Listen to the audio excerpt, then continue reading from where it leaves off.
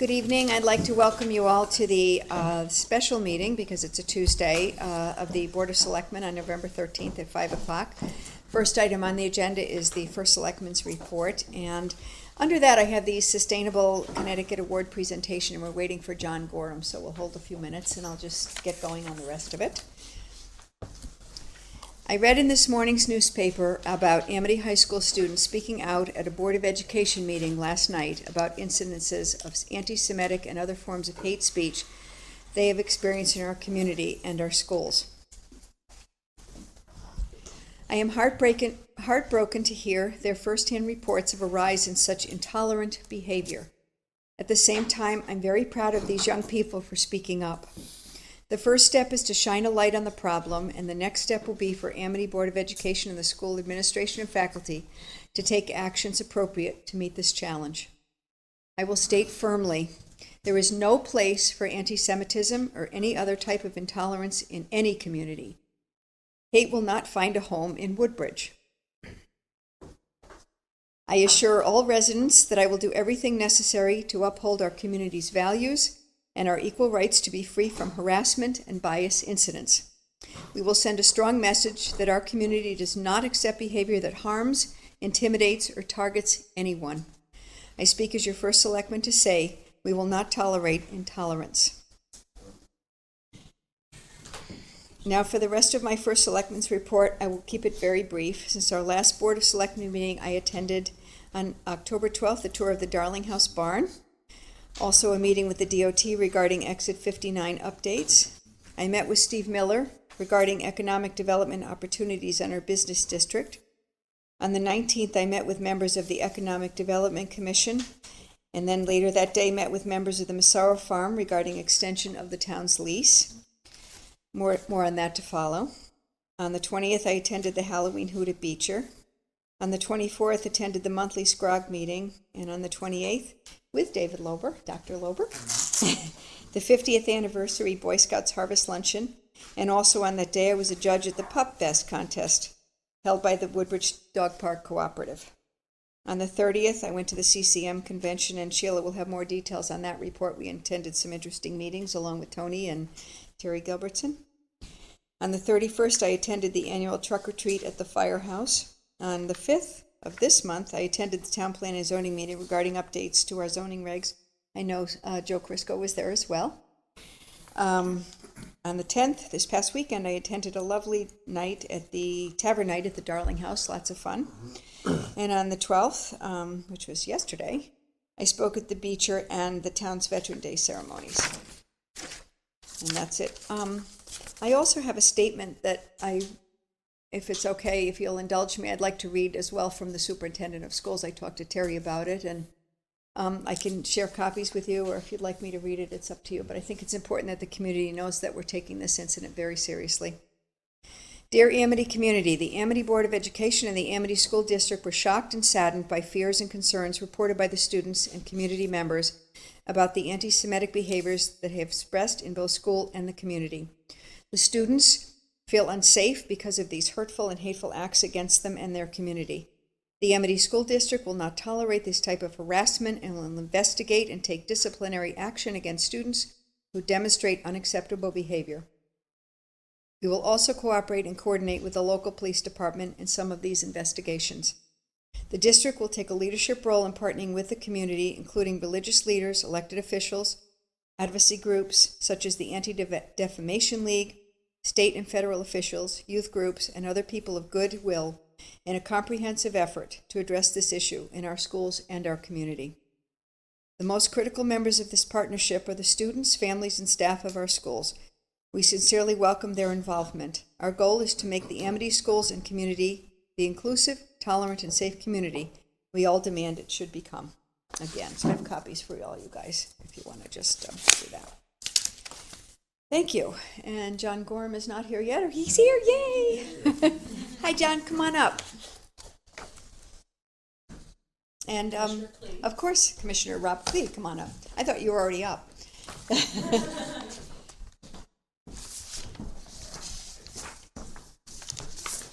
is just for you guys to have comments. Then we also have Martha Ronley from our sustainability committee. Thank you. Also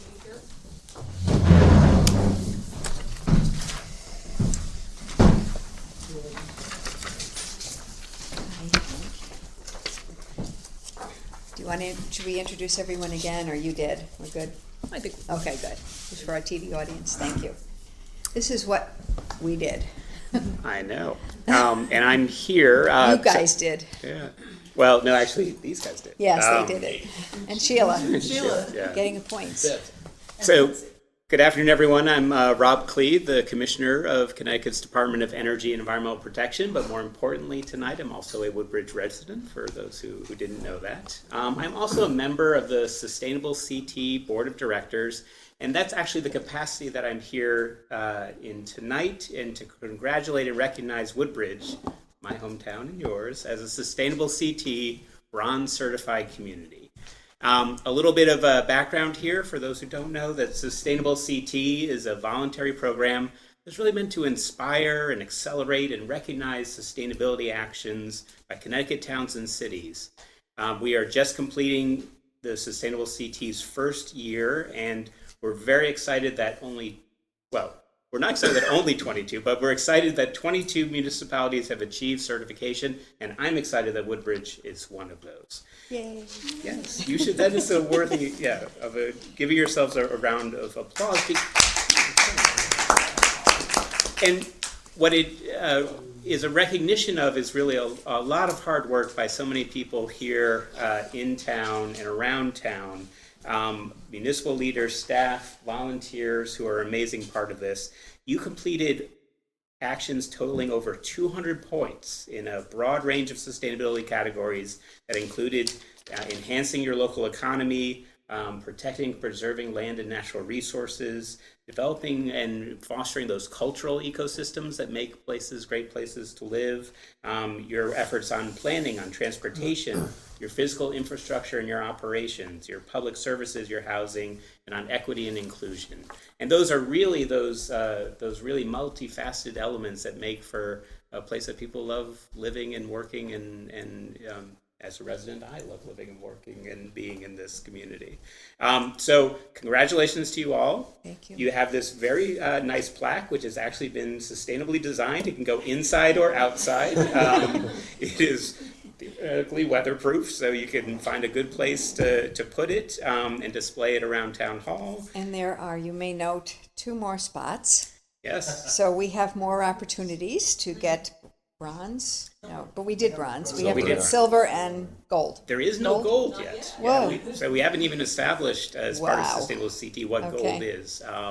But there are, I think, only 5 communities that achieved a silver in this first go around. But you're in a very select company around the state, and what is really great for the rest of the state and why I'm a part of this organization is that your examples here in Woodbridge are now categorized and cataloged on the Sustainable CT website, and people can go and see and look at what Woodbridge did, and hopefully, well, we could do that in my town in Simsbury or in Glastonbury or any of the berries around the state. to take your best practices and see if they translate. And for Woodbridge, you can look and see, well, what did Hartford do to be a silver? Maybe we want to look and see if some of the things that they did and where we can borrow or steal good ideas from others. And but again, I want to close I can pass it over to Sheila. We have, from the Sustainable CT, there's some swag. There are sustainable water bottles, which is good to reduce our use of plastic water bottles. We have a bag of those for folks who participated and were sort of champions of the program at Woodbridge. But I want to end by saying that it's inspiring the work that so many people in this community did to make this possible, and a huge hearty congratulations. So well done. Thank you. Thank you again. We take Thank you, guys. Thank you. a brief recess and we'll take a photograph. Okay. We'll do that and ask you. Sure. With the board. With our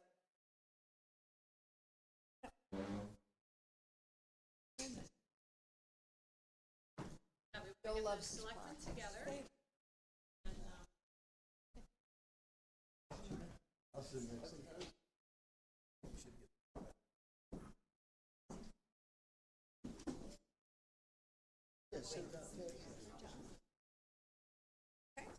You gotta hold this. Let's get Commissioner Clea right in the center here. Get you somewhere here. All right, good. All right, get in tight now. Yeah. Feel awkward.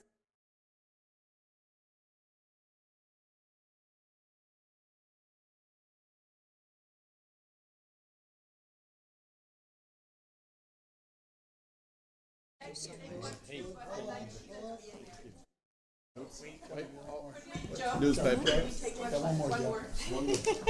get behind the camera so I don't.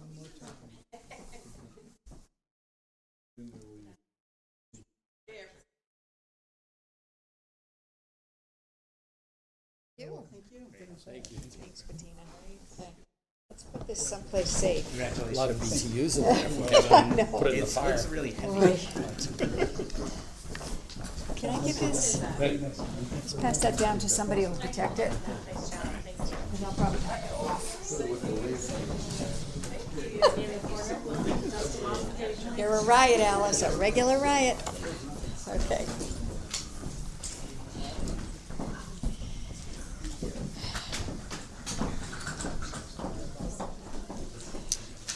Okay, whoops. Are we good? Ready to go, Pua? Okay, thank you. Moving on to item 2, I will introduce Superintendent Bob Gilbert. He has a facility update and an enrollment projection. Thank you, Bob. Welcome. Thank you, First Selectman. Never know if this is on or off. I guess it's on. I can hear it's on. So good evening, everyone.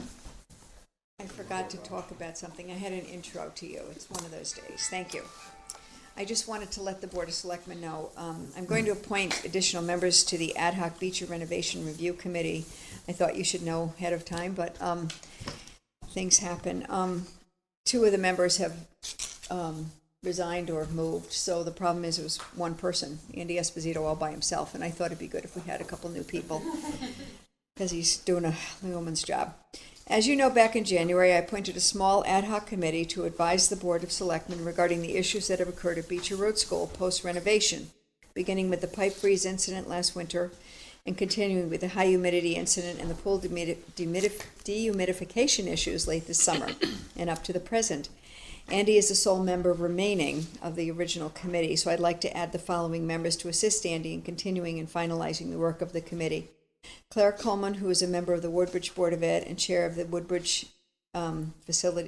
Board of Ed's Facilities Committee, and Jeff Atwood, who's a Beecher parent, and his family are also members of the Woodbridge Aquatic Club. He has a professional background as a mechanical engineer, so I think he'll bring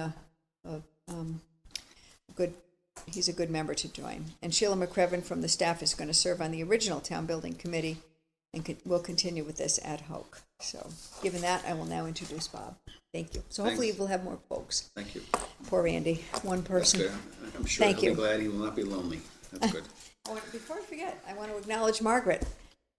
We have the chairman of the Board of Education behind her. She showed up, so thank you for coming. And Future aware. other members of Beecher Staff. are here too. Stacy and Janie. Thank Sure. you. Thanks. So good evening, everybody. Good I'll to see stop all of you. talking now. I have a few general things to talk about, and then I'll speak to those items that are also bulleted on the agenda. I also want to echo Beth's comments about the seriousness of what took place in Amity that she spoke to. We spoke to staff today about this at the end of the school day and also sent out information to the staff and faculty earlier in the day as well. And our thoughts are definitely with the families and students that have been impacted, some who have siblings at Beecher. I do want you to know that we do take seriously this area, what's gone on, also from a proactive nature. Before this horrific events took place that we've just recently heard about, the Beecher administration had been communicating with ADL already. Every few years, we try to make sure that's part of what we offer in terms of assisting our students instructionally, in training, from what's appropriate, what's not appropriate, and we believe that's a very important thing from the very early formative years. We had already been working at dates to have ADL come in, and then, of course, this happened. So we have are starting to accelerate our efforts to try to arrange this to take place, and what we were doing even earlier, and perhaps even expanding it to more grades and more students, depending upon what they do offer. So just know that we look at that from a proactive standpoint in many aspects of what we do in the school, and we certainly like to use the ADL resource and the organization that does a great job of that. We also agree there's no place for hate, intolerance, and serious behaviors, certainly at our school as well. So Beth, thank you for sharing what you shared, and we echo that. Last month I spoke to you. The month of October was just getting going, so I just want to give some thanks and accolades. There was a fabulous, successful Halloween hoot. We have an amazing PTO who again ran this. It's not an easy thing to run, and so I just want to recognize the PTO. Great family day, great family fun event. Over $20,000 raised, and again, just a great success and a great day. I'd also like to publicly thank an amazing Woodbridge Fire Department that we have here. Once again, planning and hosting another truck or treat, which it's my third opportunity to experience that. I'm glad it was a little warmer this year, because when it's cold out there, it's not fun passing out candy for a couple hours in the cold. But I'd like to thank everybody in the community, those in the room, but also across the community. There's a lot of donations that get sent in, both monetarily, food, candy.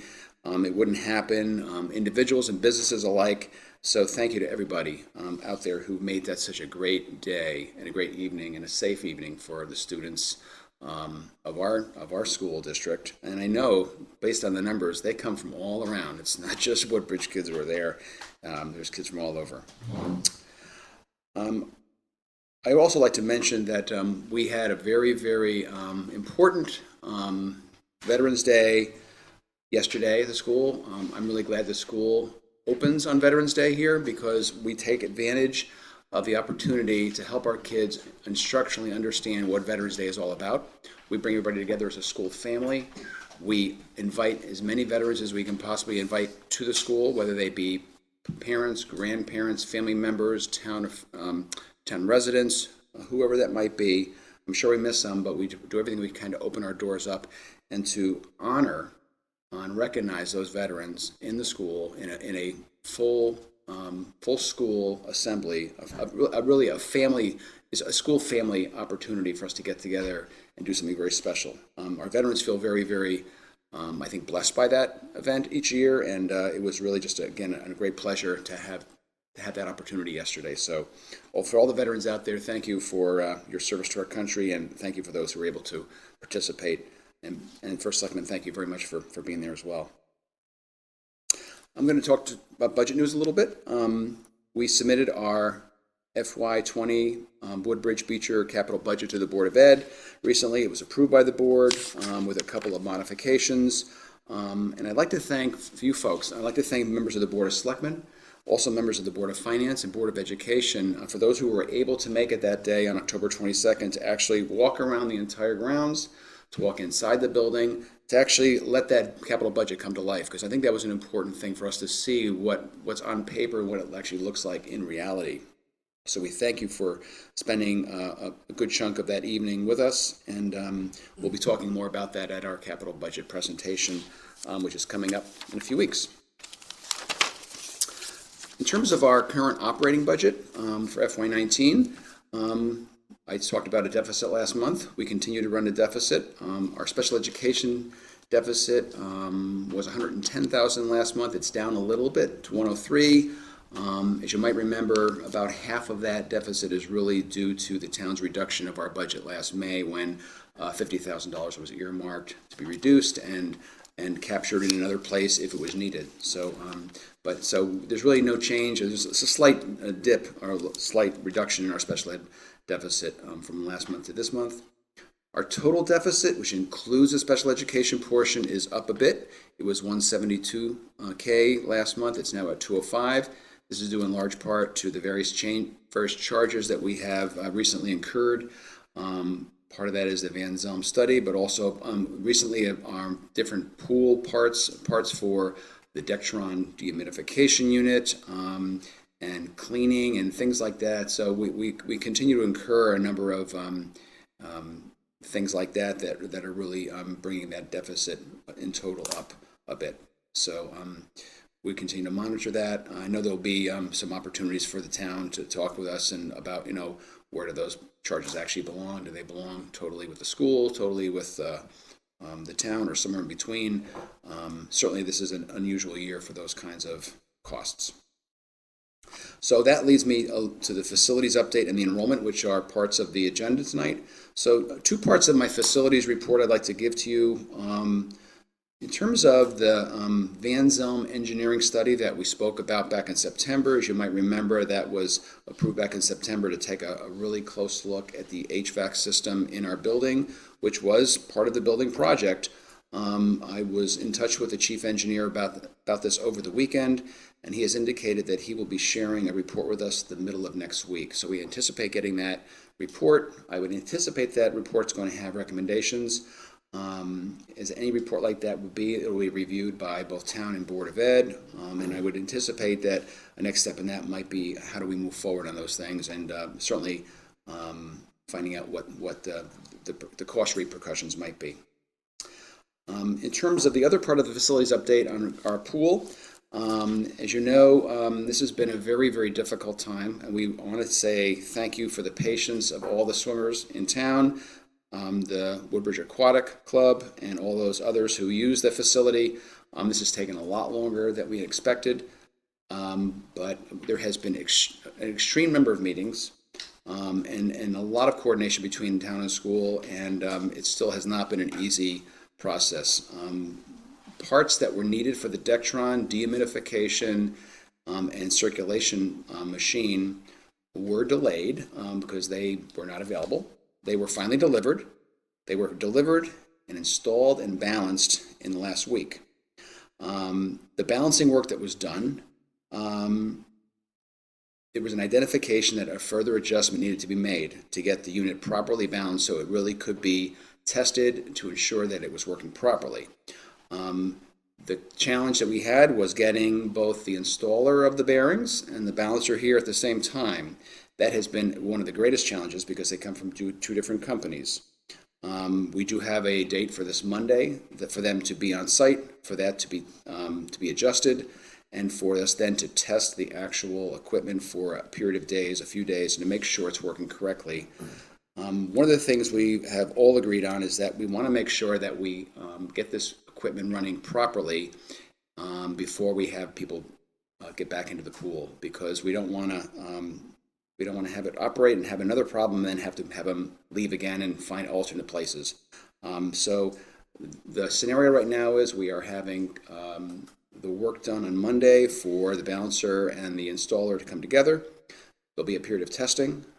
There also now is going to also be a period of cleaning the pool deck area and the vents, because with moisture, humidity, and all of that, there has been some mold that has been found. And that does not surprise anybody, but it needs to be cleaned. It needs to be cleaned thoroughly. We want to make sure it's a very clean and a very healthy environment. So after the work that goes on Monday, there'll be a period of testing the equipment. The equipment works fine. We will then bring the cleaners in for the pool deck area, the vents, and then finally we will turn the equipment back on, and our local QVHD sanitarian will come and do the final check before we reopen the pool. Again, I'm going to say thank you very much for the patience of all those who are swimmers, those who are in this room or who are watching on camera. We know this has been more complicated and longer than we anticipated. My final part of my report is about enrollment. Our current enrollment at Beecher Rd School is 847. If you don't mind, could I just... Absolutely, we can stop right there. Does anyone have any Yep. questions regarding the facility update, the pool, or the what he's had? When I took a tour and went down to the pool, I noticed that the fans were not operative, and I asked about that, and they said they haven't been working for years. I always remember those fans operating when my kids went to the pool, and I think that contributed to the air circulation and reduced the humidity. Do you know anything about that, whether they're not functioning or whether they're just turned off?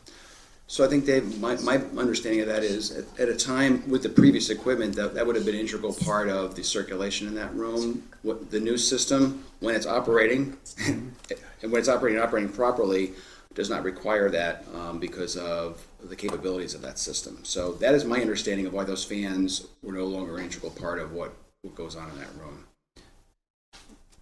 Okay. I know. The Oh, go results ahead. of the Van Zellen report, is that to, So it's coming middle of next week, so we're expecting at that point. I'm sorry, so your I question was just would curious be, as to whether or not that's see what, there's been a lot of discussion in regard to accountability and just exactly what repercussions there might be in terms Sure. of recovery of some of the expense that has Absolutely. been expended. good question.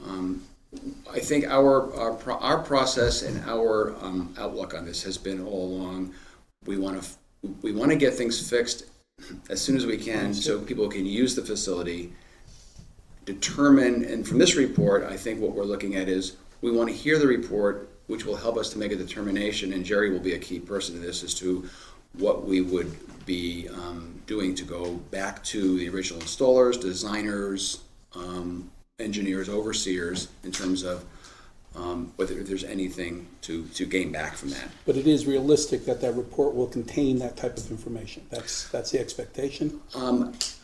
I don't exactly know what that report's going to look like, except for the fact that I think it would be it may be pretty obvious from parts of the report that it may talk about things that were never planned in the building project. So here are things we recommend to do because they were never part of it.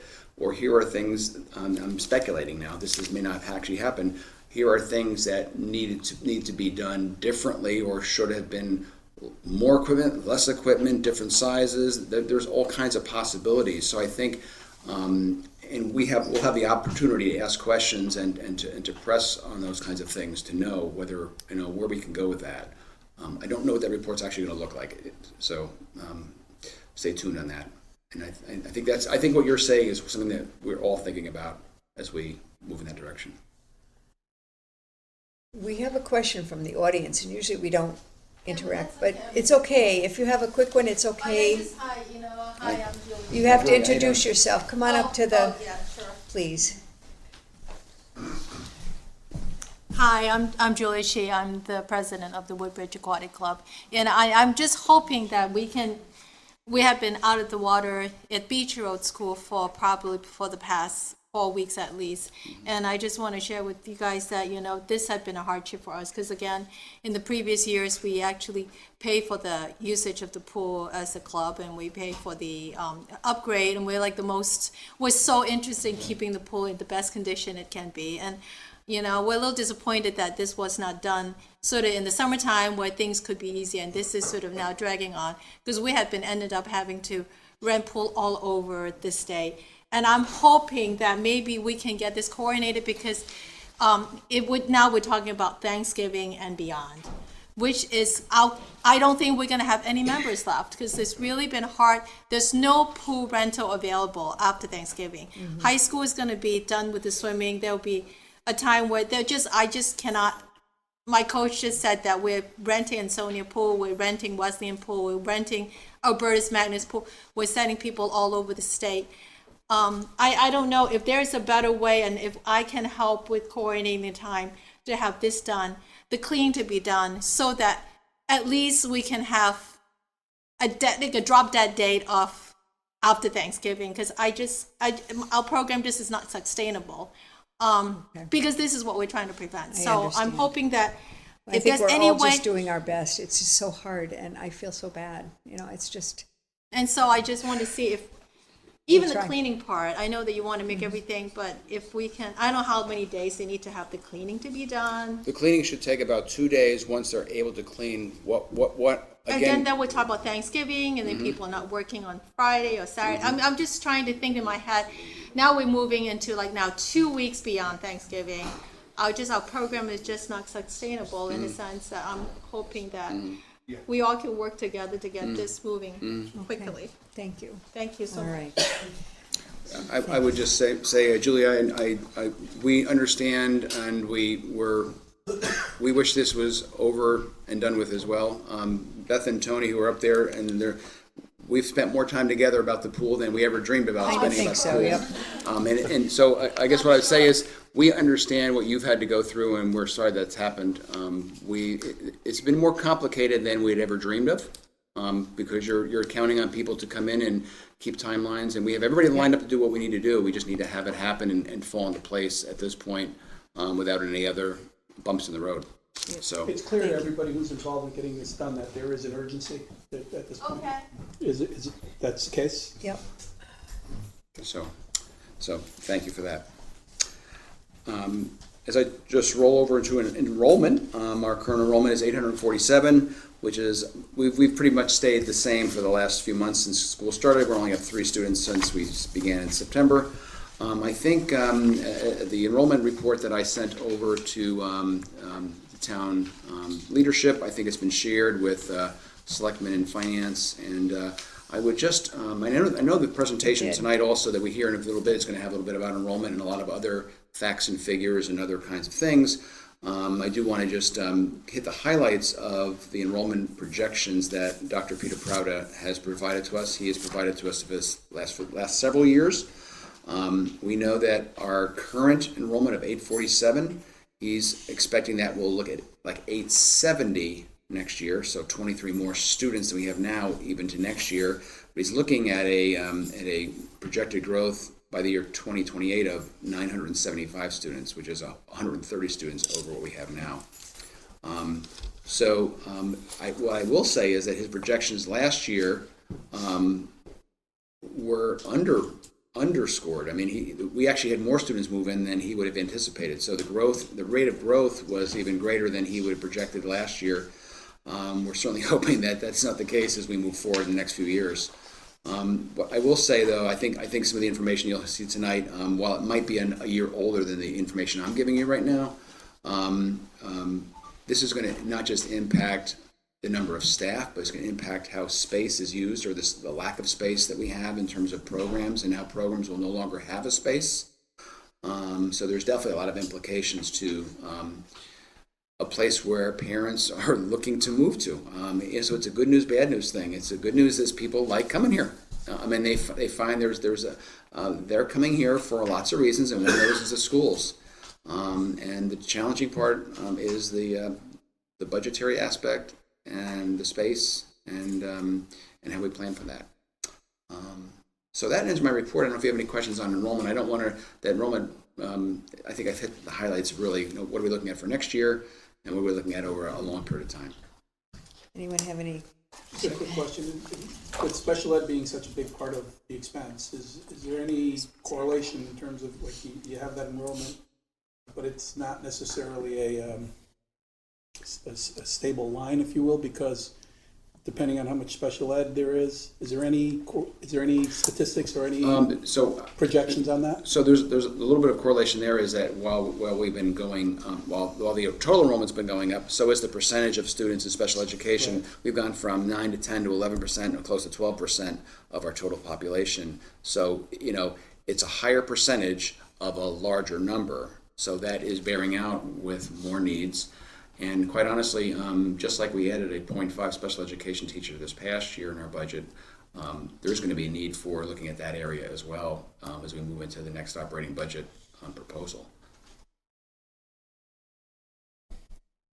Looking at the figures here, one of the graphs, going back to 1970, you had 1,091 students, and you had over 1,000 students for 2 years, and then you had another peak, 98 and 2000, where you had 995 students. How did you handle that volume? Well, one of my predecessors had to handle it. I'm not sure who it was, but what I can say is I'm fully aware from what I've heard is that there were portable classrooms outside. We may not have had all of the programs that we have now, so there may have been a few programs such as Spanish that may not have had both teachers in Spanish like we have now. But I do think that portable classrooms was one of the factors in terms of how that space was handled. And I think the other part of that was that there may not have been as many special education teachers at that time, so not as many need for special education rooms because the population was a little smaller in regards to identified students.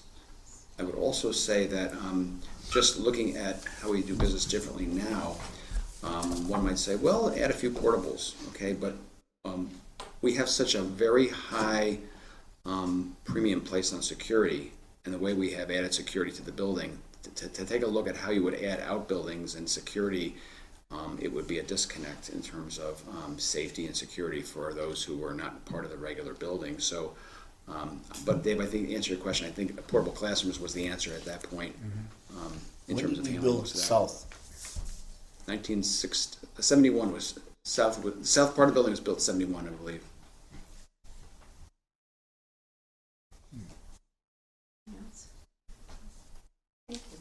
All right, thanks. Talk soon. Item 3 on the agenda is the old firehouse update, and I would like to provide a brief recap of the past discussions regarding use of the old firehouse. As you remember, there had been a committee appointed by First Selectman Ed Sheehy in 2007, when shortly after the firehouse had a fire in 2006. It was known as the Cruff Committee, the committee to recommend uses for the former firehouse. I asked my staff to go through those documents, and we found the following description that was given then by Fire Chief Esposito.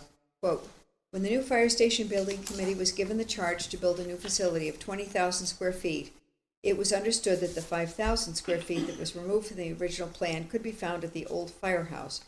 After a review over the past month, he reported that the fire department will need approximately 3,000 square feet for storage of extra FD supplies and equipment. This figure does not include space to store the antique fire truck. End quote.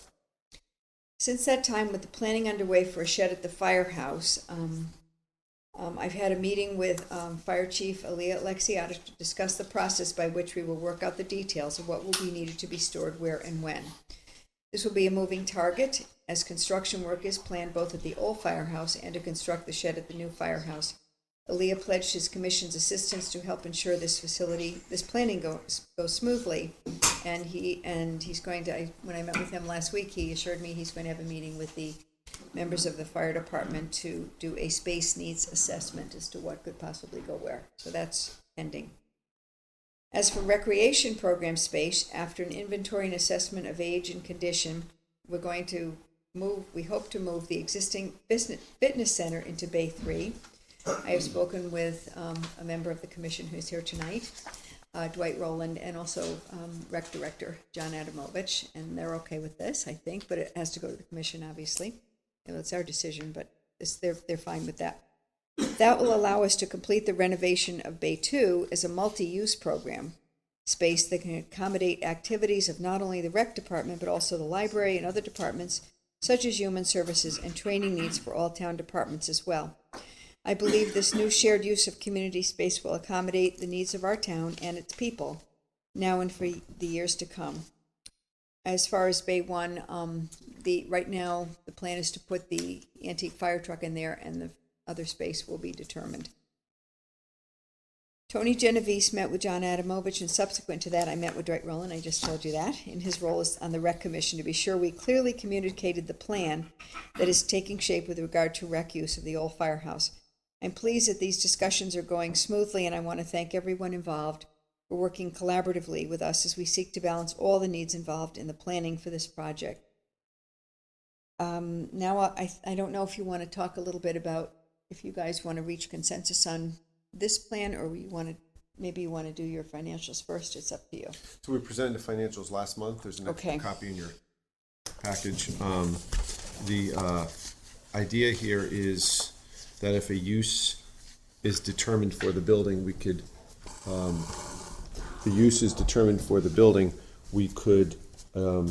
modify the existing plans to perhaps take advantage of the fact that we know what's going to be in each bay, and make some modifications for that. For instance, there's some work would be done in Bay 3, but not necessarily in Bay 2 if that's not for fitness equipment. So there would be some electrical work we wouldn't have to do. There's some other things that we could benefit from if a use is more clearly defined.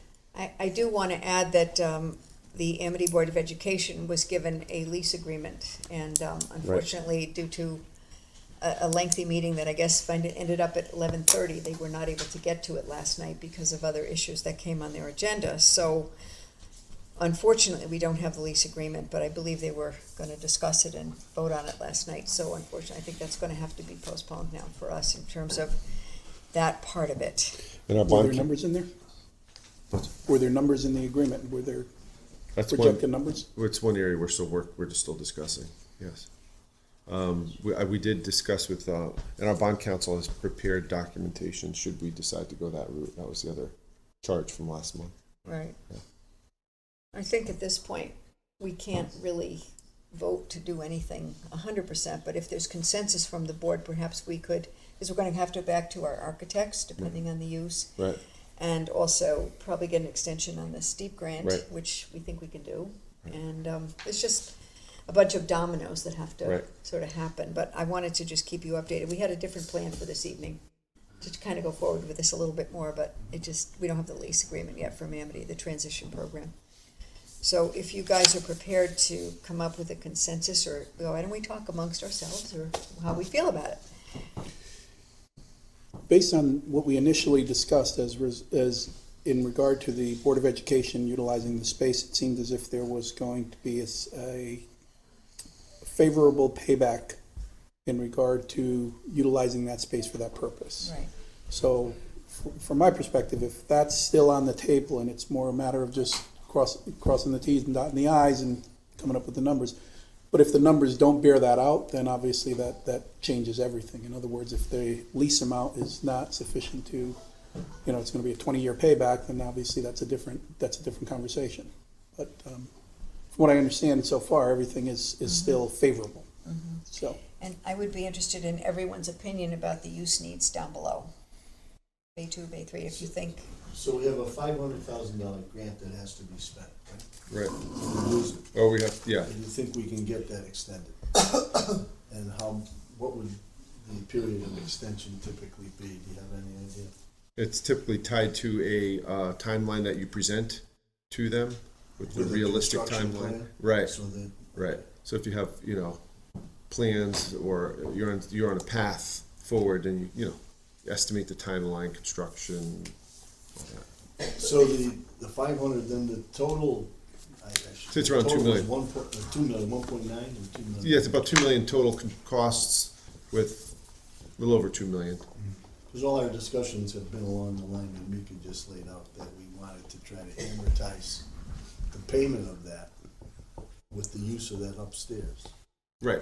The Right. steep grant is 500,000 of that, and then the remaining insurance proceeds are about a little under $200,000. So And then the bond is 1.2 or something. 1.4. 1.4, yeah. So, Which if we went with if the Amity thing came through, perhaps that lease agreement could take care of. Yeah, well, I that present helps cash that flow. bonding Yeah. a lot. That brings Yeah. that bonding down. I present Exactly.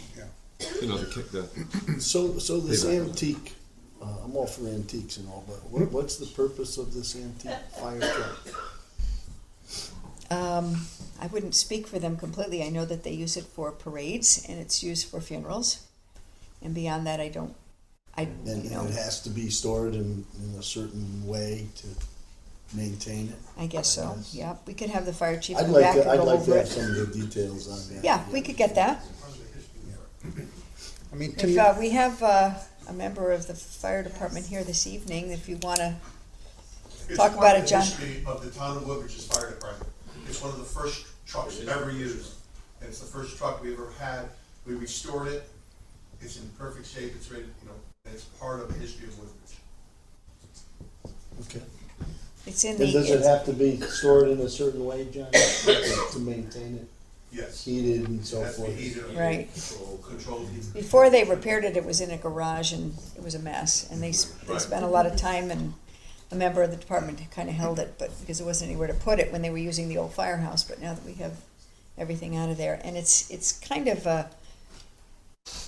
there was one talk at one point through the Cruft Committee, I believe, to have it part of sort of an antique museum in Bay 1, where people could actually see it and create. That's Which right, I just- I'm working on that part of I Bay was 1. I just haven't gotten there curious. yet. yeah. The other point on this, on the CRUF. Rough committee. Those are, those are 2008, 2007, those are pre-CCW. That has a whole other point in time in terms of the Correct. financing of Yep. this. I gave you all the town. history. I think you got all those over the I last. just So wanted to point that out. we could because- certainly revisit uses again and start another committee. I But don't know. what's it, I'm sorry, Beth. excuse That's me. okay. How you feel about it? It's, What's not the- my decision. What's the Your decision. required timeline? If we wanted to use the steep grant in the amount of time that has initially, that's part of the grant as it stands right now, when would we have to do what? So, as it stands right now, we would have to have all the expenditures completed and the bills paid by March 31st, I think it is. 2019, Yeah, That's without extension. correct. Right. bills paid. Yeah. So. If it has to, work has to be done, the bill has to be paid, you have to sign off on the whole process.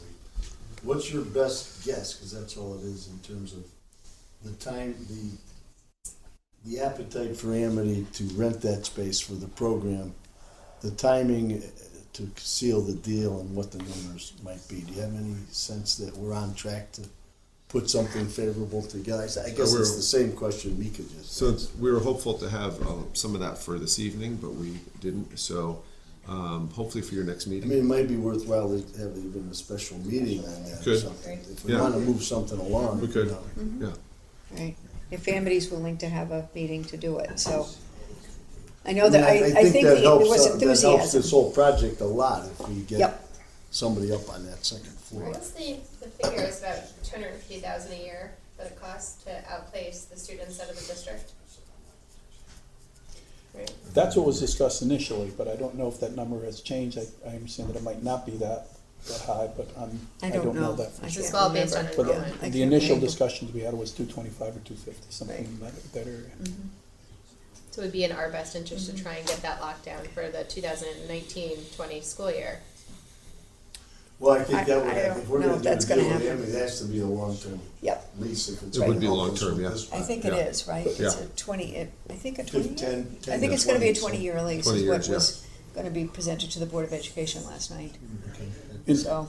to Beth's earlier question, as far as the first floor is concerned, everything that we had, with the exception of questions related to the antique fire truck in Bay One, I don't, is there any other discussion or? What do you guys think of going Might- forward with that, so at least, I think No, we I need mean, to there's do no other something, way to yeah. replace, Get you it can't done. put it anywhere else, so that's.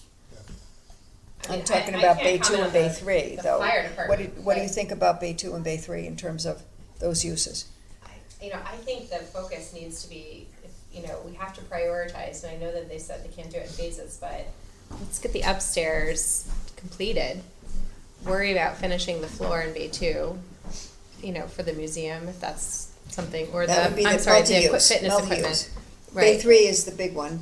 Okay, That so- would be the, Fitness. the fitness Right, equipment needs right. a new floor, and their elevator needs to be put in before Right. anything can be done upstairs.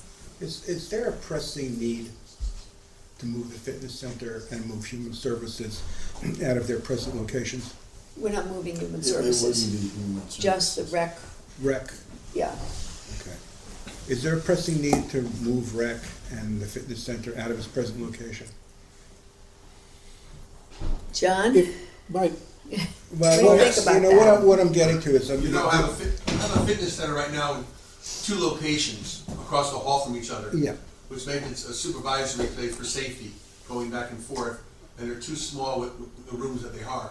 If you place them all in one consecutive room, Bay 3, you have one large completely fitness center together, which one supervisor could watch at all times and be there, and it could be safely locked off from the public during times when the other parts of the building are open.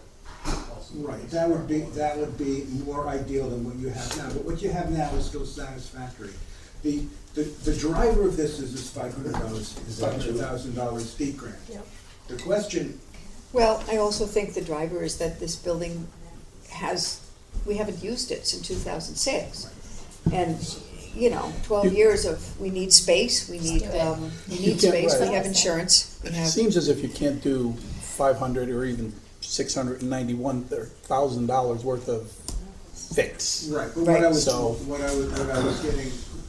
getting to is that If we have that agreement with Amity, that would be great. If we don't have that agreement with Amity, does it make sense to bond $1.4 million to refurbish a space that has no use, and then find a use for it? I mean, that's really the point of my The answer may question. be no. But Of course I think, not, I but- think a question that ties into that is, have we looked at, we have insurance proceeds, 200 or something like that? Correct, yeah. And a $500,000 Yeah. grant, so call it 700. Yeah. Six, okay. 700,000. Yeah, right. But do we have any kind, at one time I know we talked about we need a boiler over there and things like that. We were gonna spend that 500 to do those type things, right? You could. I guess my question is, do we have any kind of a budget for the 700,000 and We how do. far that would go on Bay 1, 2, and 3? It wouldn't get you to a point where you can actually use the building. Because a lot of the, That's not the right answer. because it's a lot of it's, the sprinkler system, the heating system, electrical, stuff that's involves the Elevator. entire building. Elevator. Not just Right. one section, right? Yeah. We can discuss it further, but it just appears that with the content. The next step's the Amity question. Yeah, the Yeah. Amity question, if that's, Okay. if that's a yes, we have a definitive answer, or we have a direction to go. If it's not, Okay. then we I don't. think we have to push that. Okay. I mean, yeah. I mean, Sounds like as far I as will. the uses for the Bay, I'm okay with that. Okay. As am I. You know. Okay. Anybody? I'm on board with it, but Okay. again, I think It's all puzzle. need I to just wait. wanted to, Yeah. kind of get consensus from you guys, and then we can certainly, Amity's clearly. What did I just will- agree to? reach out. One bay is the antique truck. Right, One, Bay 3 is the move Rec. of the wreck. right. Yep. And Bay 2 is a multi-use, as I described it. meeting A, space, like, I will tell you exactly what we talked about. It is, let's see, multi-use program space that can accommodate activities of not only the rec department, but also the library and other departments such as human services and training needs for all town departments as well. I hope you got the letter from Mary Ellen, and did that go out? But Mary Ellen LaRocca and also the library, they were, I think. it's in the back of your packet from those two I think folks. you have to realize, if you have more space, it will fill with people that we have to pay. Not to put too fine a point on it, but, Can you explain that? What do you mean? well, if you People we have to pay? expand Thinks it's gonna program, increase our if you employee expand roll. programs, you're gonna have to have people who are running those programs, which means you're gonna have more employees and a bigger payroll, potentially. Well, you're on personnel, so you'll be ever vigilant. Yeah, on right, that. okay, we know where that goes. But, I I show have up- I heard show from a up for lot of folks person- that we do yeah. need more meeting space. So whether it's programs, whether it's meeting, I think we Okay, need space. point in I town. just don't wanna sock the town with a Point made. $1.4 million bill, for a, okay. But I think what we're saying though is we're not doing that unless there's a revenue right. to balance I that would, out. I would, I I would. think we I have would- a consensus. I would agree with that. And I Yeah. think that's what I think that's everyone's, fine. okay. Okay. I think that's all I we're think that's saying. fine. Okay, okay. I Yeah, just thank wanted to you. put my marker Okay, down that's there. okay. That's what this is about. Okay, Okay, thank you. So we'll get to Amity as soon as we can and see if we can set something up quickly. I don't control that board, so we'll let them know And that, I don't wanna belabor it, but we don't have a backup to that either. I mean, good point. we don't have, Yep. because I mean, we could look, we could search out somehow or put feelers out. Okay. Thank you. All right, so no other action on that Not at yet, this no. point. We have consensus, Yeah, okay? we have consensus. And I'll keep you posted. All right, thank you. We do public comment real quick? Yeah, I would. We're gonna start public comment We can do like the town, in a couple minutes. What do we wanna do? town Let clerk, and those, something- something Town like clerk's that. report. Yeah, okay, we'll jump to town clerk's report, which is item 13. Everyone has in your packet a copy of the town clerk's report. I will make a motion that we approve it as presented by the town clerk. Is there a second? 12. Number 12, sorry. Well, yeah, but we can do town council report too, that'll be quick. Okay, here he is. The doctor's pay? What? Okay, is there a second? Second. Any discussion on the town clerk's report? All in favor? Aye. Thank you. Let's do minutes real quick too, because we still have one more minute. Minutes of the October 10th, 2018 meeting. I will make a motion that we approve them as presented. Is there a second? Second. Any comments, discussions, changes? Go, David. I've been demoted again. Okay, How do you know? Mr. Lober again. Oh, Mr. okay. Well, at least you are Mr. Lober, It but took you're also me Dr. Lober, I took get me it. a lot of Okay. years to get that degree. You Anyway, went to okay. Eagle Medical School, You're that's a entitled joke. to it. I accept Okay. them with that. Thank you. comment. You're Okay, right. we'll make sure that gets changed. Yeah. Any other discussion or comments? All in favor? Aye. Aye. Thank you. And the October 22nd special meeting, would anyone like to make a motion to approve? So move. Second? Any discussion? That one okay for you, David? Yeah, I 22nd. got my microphone again. Yeah. Oh, no. You can mess over there, Dave. Well, you don't need it. All in favor? Aye. Aye. Thank you.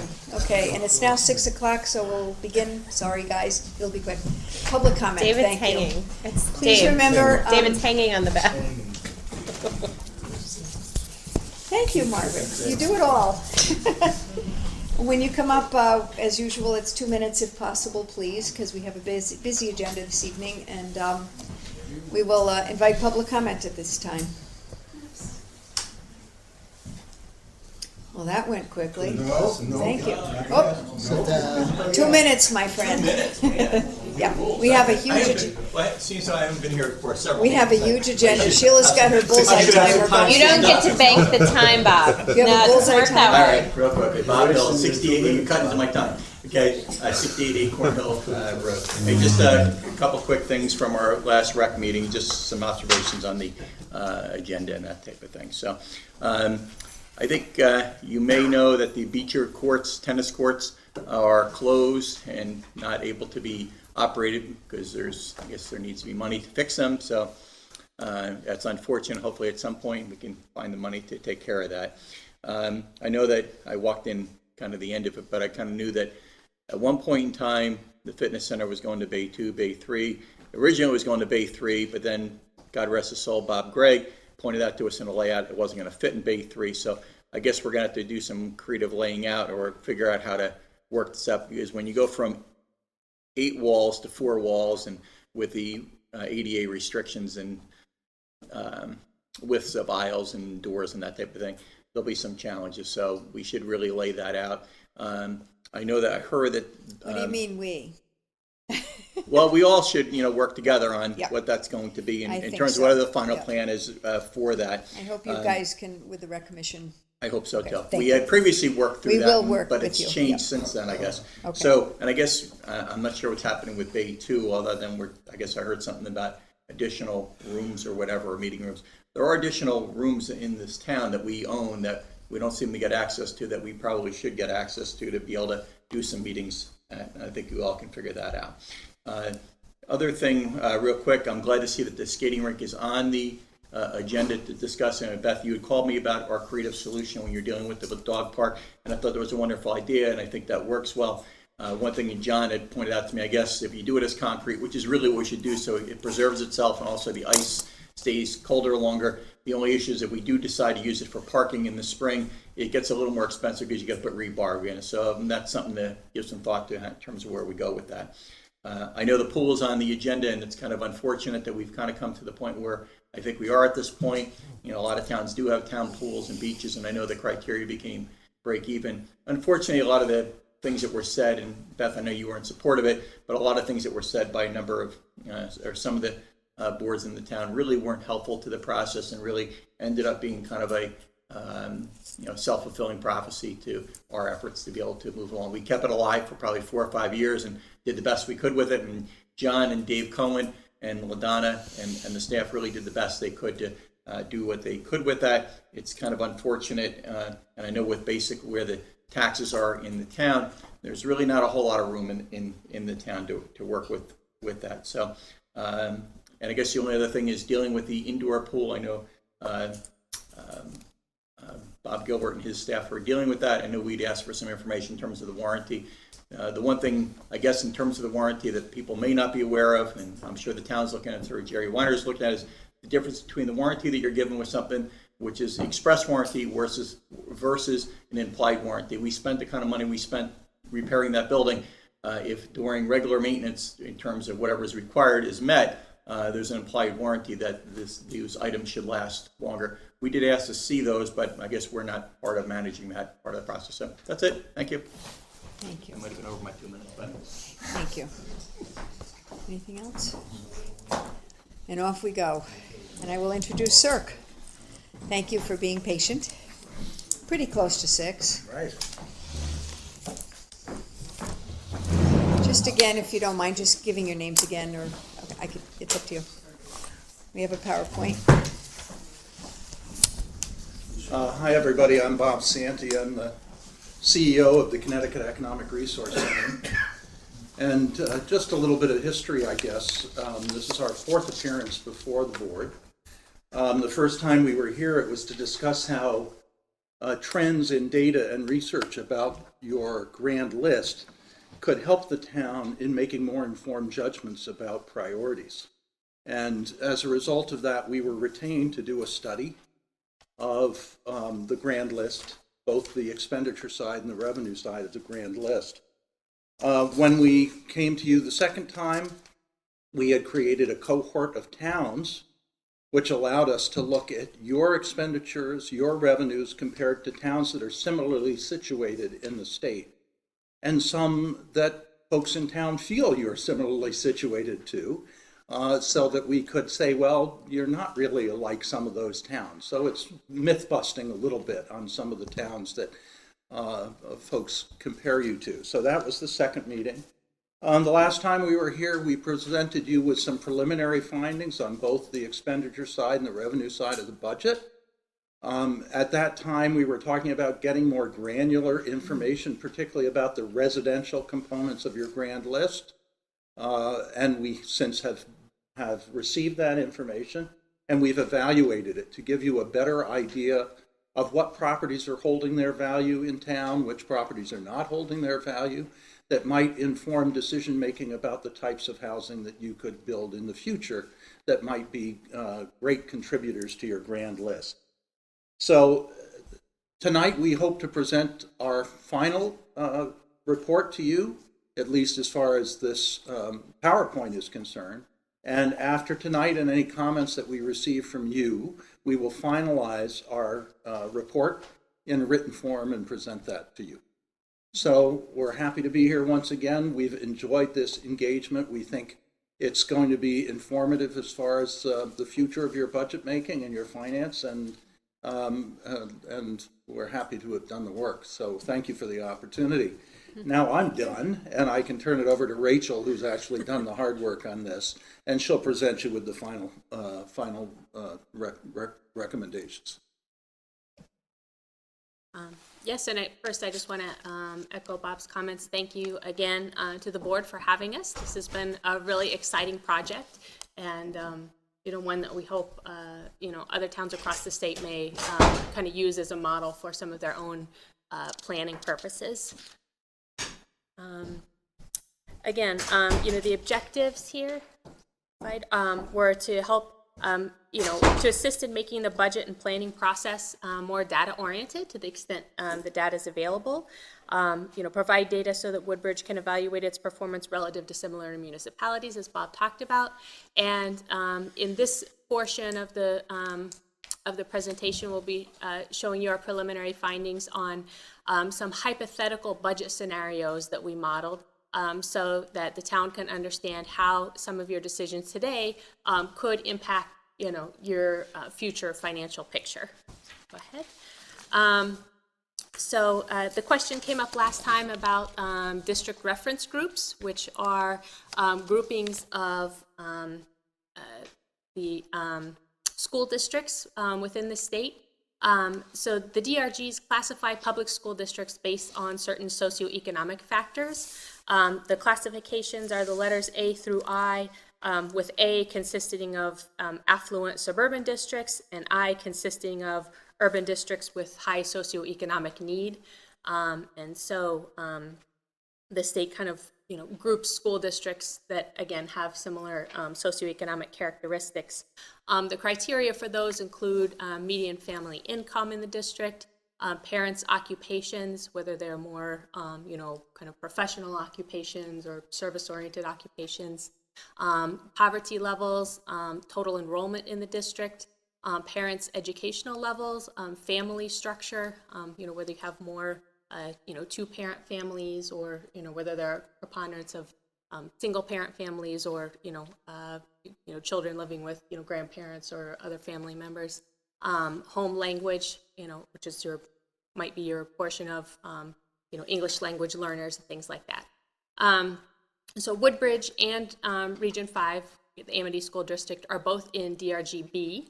The other districts in that DRG include Madison, Newtown, Orange, West Hartford, and Region 15, which includes Middlebury and Southbury, just to give you an idea.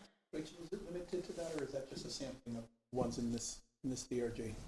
I believe that's all the ones All in of the them. DRG. Thank you. Yes. Okay. So that's just background because we're going to reference it in a little bit. And then one other, quick slide again, just to refresh your memory. The Woodbridge population by age. About 27% of the town's population as of 2016 was 19 and under. So obviously when we're talking about budget, we're going to talk a lot about schools. So that's just to refresh everyone's memory from our last presentation. So the next slide, I'll talk first about how we formulated the expense projections for the school district. When we put these projections together, we first did a baseline scenario, kind of a, if current trends continue and there are no changes, what's your financial picture going to look like in 10 years? And then off of that baseline scenario, we, modeled, okay, what if you change this element? What if you change that element? And how much different does your mill rate look in the future by making those changes? So that was kind of the approach that we took to this. So again, looking at the school district, these are the budget projections we used for the model. Superintendent Gilbert just presented some numbers that are higher than what is shown here. So the future school expenses for the Woodbridge School District, if those numbers do come to fruition, would be higher than what we'll show you tonight, but we can make those adjustments before we submit the final report. But again, they are projected to increase over the next 10 years, which will obviously impact employment over that period of time. Next slide. Oh, sorry, you got it. Thank you. Way ahead of you. Yay! In addition to anticipated increasing enrollment at Woodbridge School District, Woodbridge's share of the enrollment in Regional District number 5 is also forecast to increase. Although overall enrollment in Region 5 is projected to remain roughly stable, I believe Orange's enrollment is projected to go down ever so slightly. Bethany's is going to go down a little bit more, and if Woodbridge's stays the same or increases slightly, then the proportion of expenses that are going to be paid by the town of Woodbridge could increase much more significantly than your small increase in enrollment might otherwise indicate. So that's kind of what's shown here. This is the total enrollment of students for Woodbridge School District and Woodbridge's portion of Region 5. If we can look on the next slide, please. This is the percentage of the Amity budget that would likely be represented by Woodbridge, which is the orange portion in bottom. So if current enrollment trends continue, as of 2018, 2019, you're around 32% of Amity's allocation, and if that continues, current trends continue over the next 10 years, you would be up to about 35%. So your portion of the expenses would increase by a few percentage points just because of that enrollment shift. Okay, so this is the total annual budget for the Woodbridge School District, just shown here. And then on the personnel, Again, part of that is due to, just typical inflation, and part of that, particularly in the later years, also includes increased staff needs based on the increased enrollment projections. Okay. And these are the projections for Woodbridge's portion of the Regional School District number 5. Go ahead. And then this is the total projected educational expenses for Woodbridge's portion of the 2 school districts. As noted, due to the increase in hiring, and one other factor that is different in the school districts than other areas of the budget is based on existing teacher contracts. We inflated, not just teachers, all staffing. Staff salaries were projected to increase at a rate of 3% a year, where the general inflation for most expenses we projected at about 2% a year. So that's a portion of the increase, in addition to the other factors that I mentioned. Okay. All right, so this slide, hopefully you have a hard copy, you can see the numbers a little bit better, but this was our baseline budget scenario. As I mentioned, most of the expenses we projected to inflate at about 2% a year. I discussed how we formulated the school district expenses. The other exceptions were debt service. We projected based on the town's debt service schedule. Let's see, capital outlays, the bottom line, represent 2.5% of the entire expense budget. And investment income, we did a straight line of the last 3 years average. So those are the 3 exceptions. Everything else was just kind of applied at a general inflation rate. The Amity overlapping debt, those payments are included in the Amity Regional School District budget. And again, this is just the baseline, that we used for comparison. This is current trends continue, the town makes no other changes. This is what it might look like in about 10 years. Assuming the grand list grows at about 0.79% per year. Over 10 years, that would result in a mill rate increase of 8.37 mills, which on a $380,000 home represents about $2,200 per year in higher taxes. So that's our baseline scenario. Any questions about that thus far? Yes. So did you factor in changes in the evaluations of those homes? No, we didn't factor in any changes in the valuation of the homes, because if the value of the home goes up, the mill rate would go down, but the calculation in terms of the amount of additional taxes they would owe would, the taxes that each individual taxpayer owes would still go up.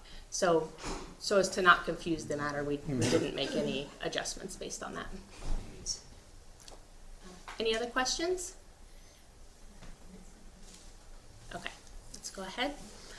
Okay, so the first scenario that we looked at was a hypothetical reduction in state educational funding. Obviously, the state continues to face budget challenges, so we wanted to model a hypothetical decrease in the funding provided by the state to the 2 school districts. So here we modeled a 15% reduction in state educational funding, 30% reduction, and a 50% reduction. Again, just as a hypothetical scenario so that you could see how the mill rate would be impacted by that change if it were to happen.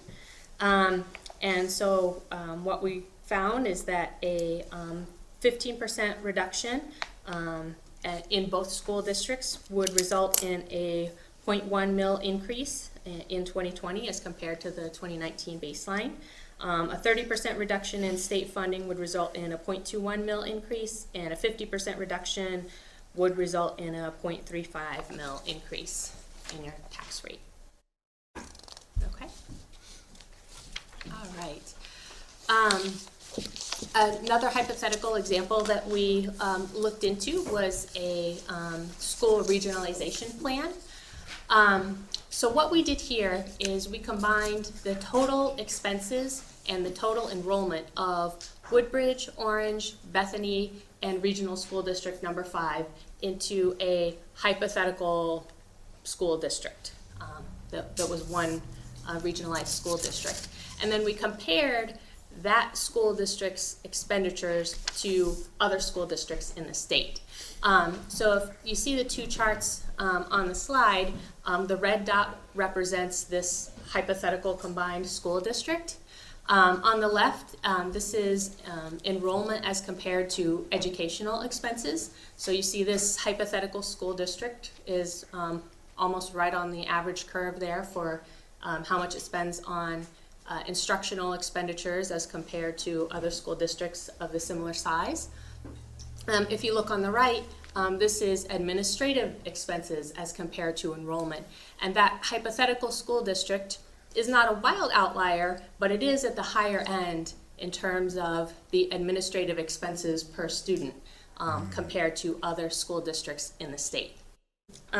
So basically what this shows us is, although your instructional expenses across the 3 towns are similar to other areas in the state, you are, in total spending more on administrative expenses than, potentially other school districts. So if we could look at the next slide. Quick question, just in regard to the outliers that you see here, for example, is there some place in the state that has 25,000 students enrolled? Is that what that's indicating? You mean to the front? Yeah, those would be larger, Bridgeport, New Haven, Hartford, the larger school districts. Thank you. Yeah, exactly. I'm sorry, any other questions on that? Okay.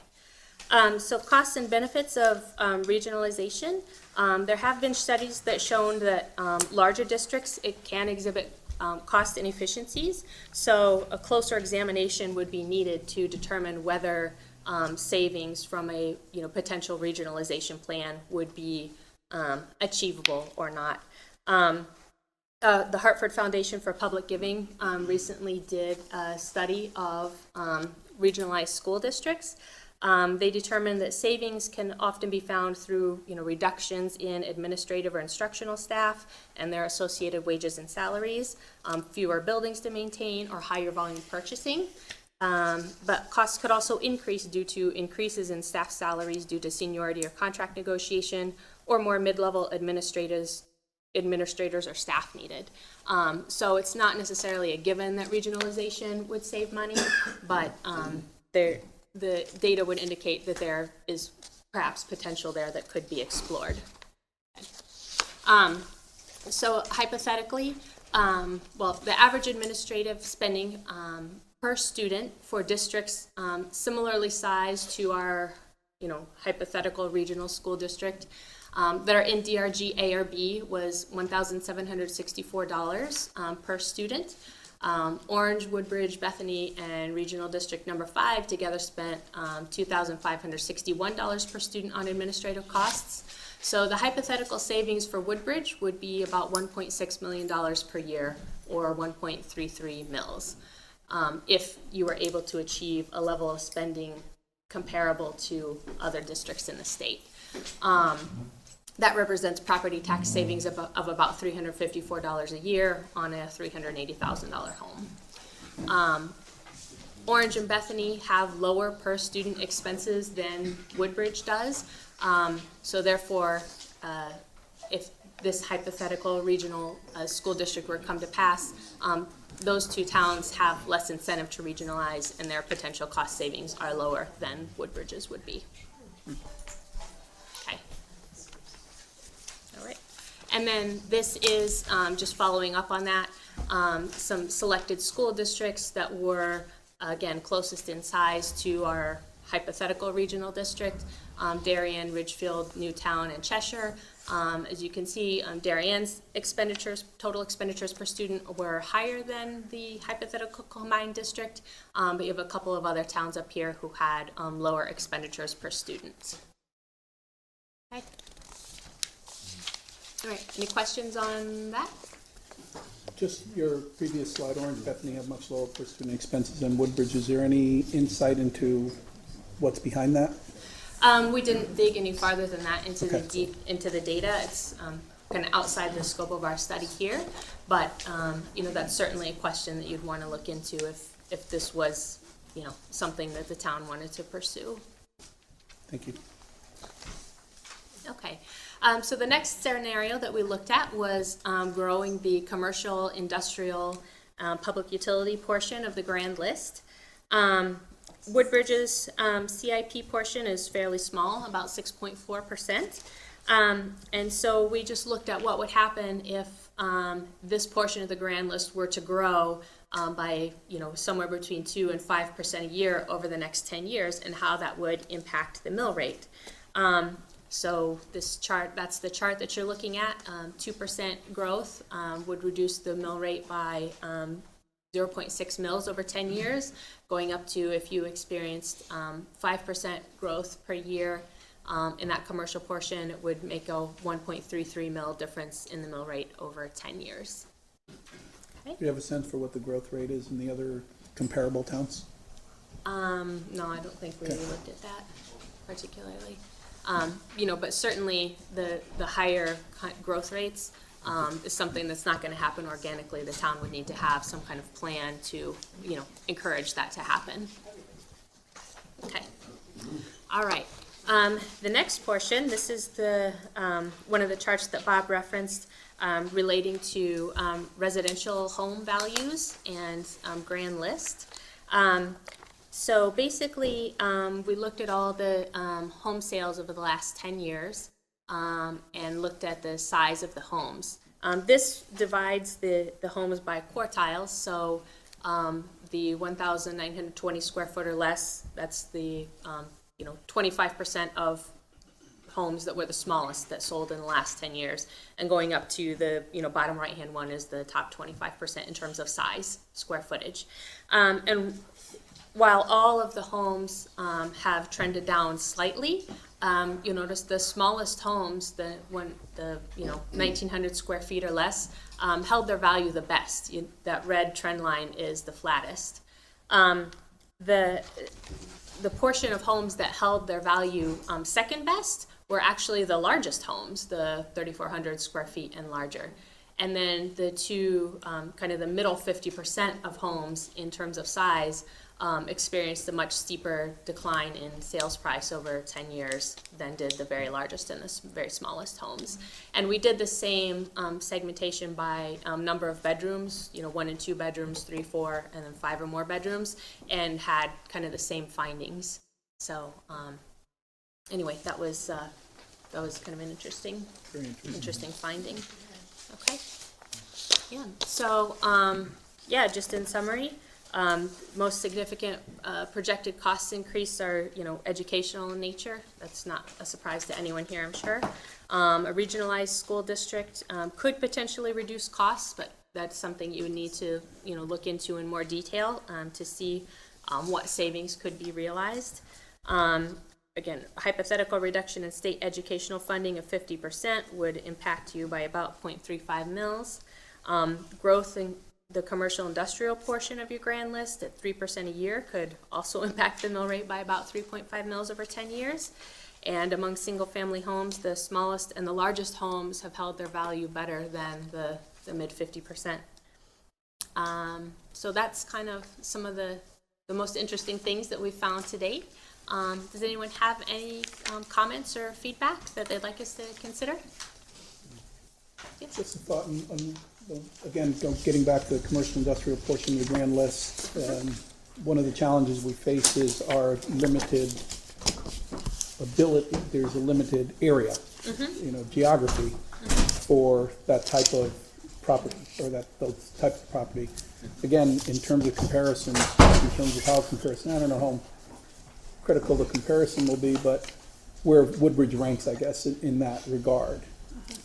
Size of in other words, right, you said that our total is 6.4%. As compared to Orange, which I would suspect is significantly higher, or some other areas that are significantly higher, that offers a different opportunity than it would here, so you're able to do something different. I'm just wondering if we had a better understanding of that. Maybe we could, when we compare ourselves, or if we try to compare ourselves, or try to go to another community, try to get some direction or some insight what they have being significantly different, kind of, Yeah. you know, if there was someone with the comparable amount, with the comparable statistics to us, it would be, and they're doing something better, you know that, let me go to them and see what they're doing. As opposed to if there's a dramatic difference, it's like trying to compare home prices here to Fairfield County, it just doesn't work. You know, Right. that type of thing there, you could talk about it all you want, but it just doesn't work, so. Right. Yeah, and it's interesting that you brought that up, because in the first portion, when we presented the comparison towns and, you know, kind of showed you how Woodbridge was performing compared to other communities, this was one of the criteria that we used to select those communities, which is why towns like Orange weren't in that Weren't in list. there, yeah. Yeah. Sorry, Bob, do you have a comment? Yeah, I would just comment, the amount of property that is zoned commercial and industrial is one factor. What you can do on that property is the other factor. So density is an issue, and if you allow greater density in certain areas of town, that can give you a higher return on less real estate. When you spoke about the value retention of various properties, I mean, anecdotally, and you should never use anecdotes, but anecdotally, there are people with the more expensive homes that are having their homes sit on the market. So these $500,000 plus homes are the ones that have sold. But then there's another cohort of houses which are much more than that, which are not being able to be sold. Did you look at that? Did you look at houses sitting on the market not selling?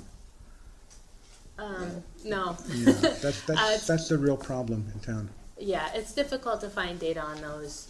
I mean, you know, to say someone listed their home and it didn't sell. Well, I mean, you know, you can look at the realty sites and see how long a house has been listed. It's been listed for 2 years. You know, that house hasn't sold. Yeah. Yeah, the question, it is anecdotal because it doesn't give you the opportunity to compare it to other towns. We were surprised, frankly, that the higher priced homes actually held their value, because what we've seen in the couple of other towns, and very small N here, we haven't looked at a lot of towns, is that the higher value homes have also sunk in value. But yeah, it's very hard to get data so you can compare one town to the other.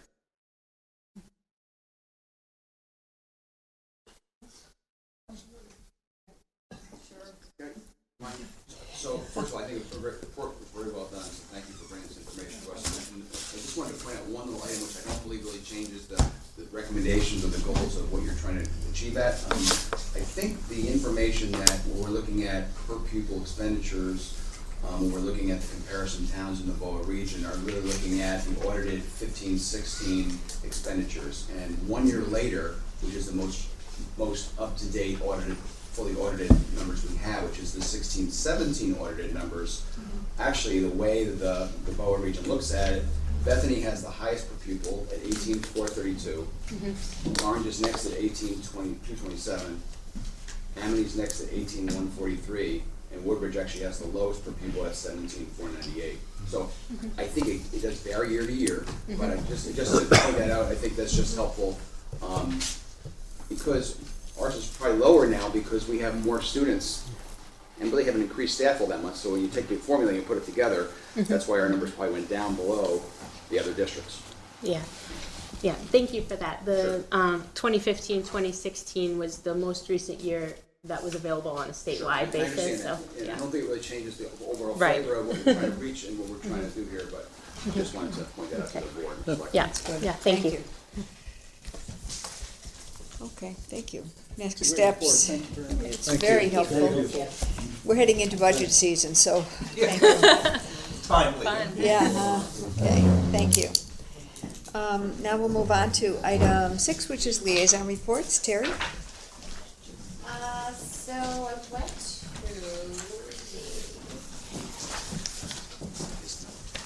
Woodbridge Board of Ed meeting on the 15th, I believe it was, of October.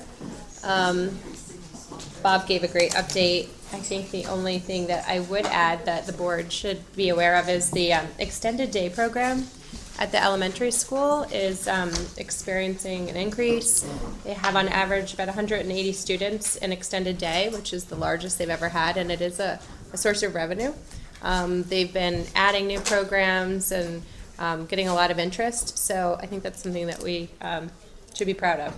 And the other thing is they, minor thing, but it was nice to hear they created this Buddy Bench program.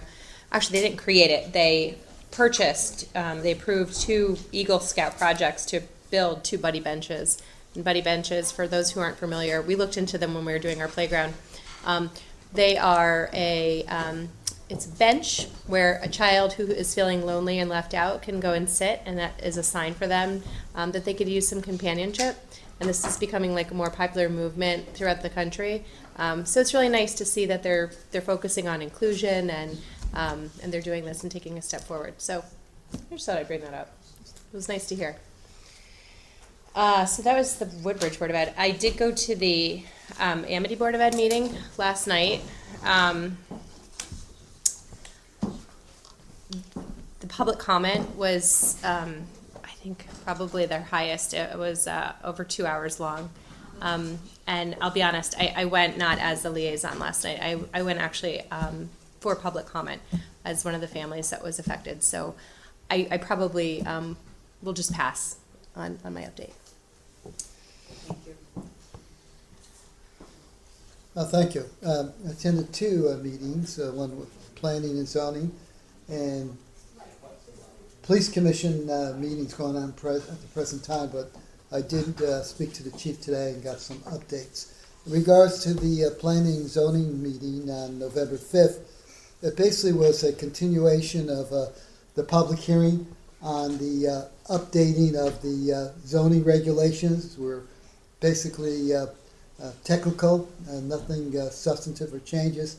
However, it was discovered that in a previous approval for GBA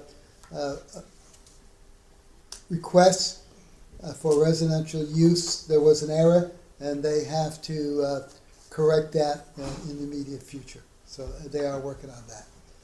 In regards to the police commission, which is meeting presently, regards to the traffic authority, there was a request by a resident for more stop signs at the intersection of 313, Route 313 and 243. There was also for a traffic study. The state denied this request and said that they would, for the stop signs, more stop signs, that they would trim, the trees in the area, et cetera, to make it, more safer. In regards to the request for improvement at Mill Haven Road and Overhill Road, there is going to be more signage, particularly referring to the children in the area. Be safe. As far as the report of the chief of police, the carport, which is a pre-construction unit, will be delivered pretty soon, perhaps this Wednesday. The chief also announced that there was a highway safety grant of $19,000, 100% reimbursement for traffic enforcement throughout the area. In regards to the to Beecher School, the state school resource officer, Beecher agreement is all set, and they're waiting for the new superintendent at Amity to finalize that. In regards to dispatch updates, the consoles have been installed, and the fire dispatch system is on hold. But also the chief stated that there are 2 positions that have to be filled, one that are vacant. One was due to a retirement, and the other was a vacancy. And that was the police commissioner report. That happened momentarily. Thank you.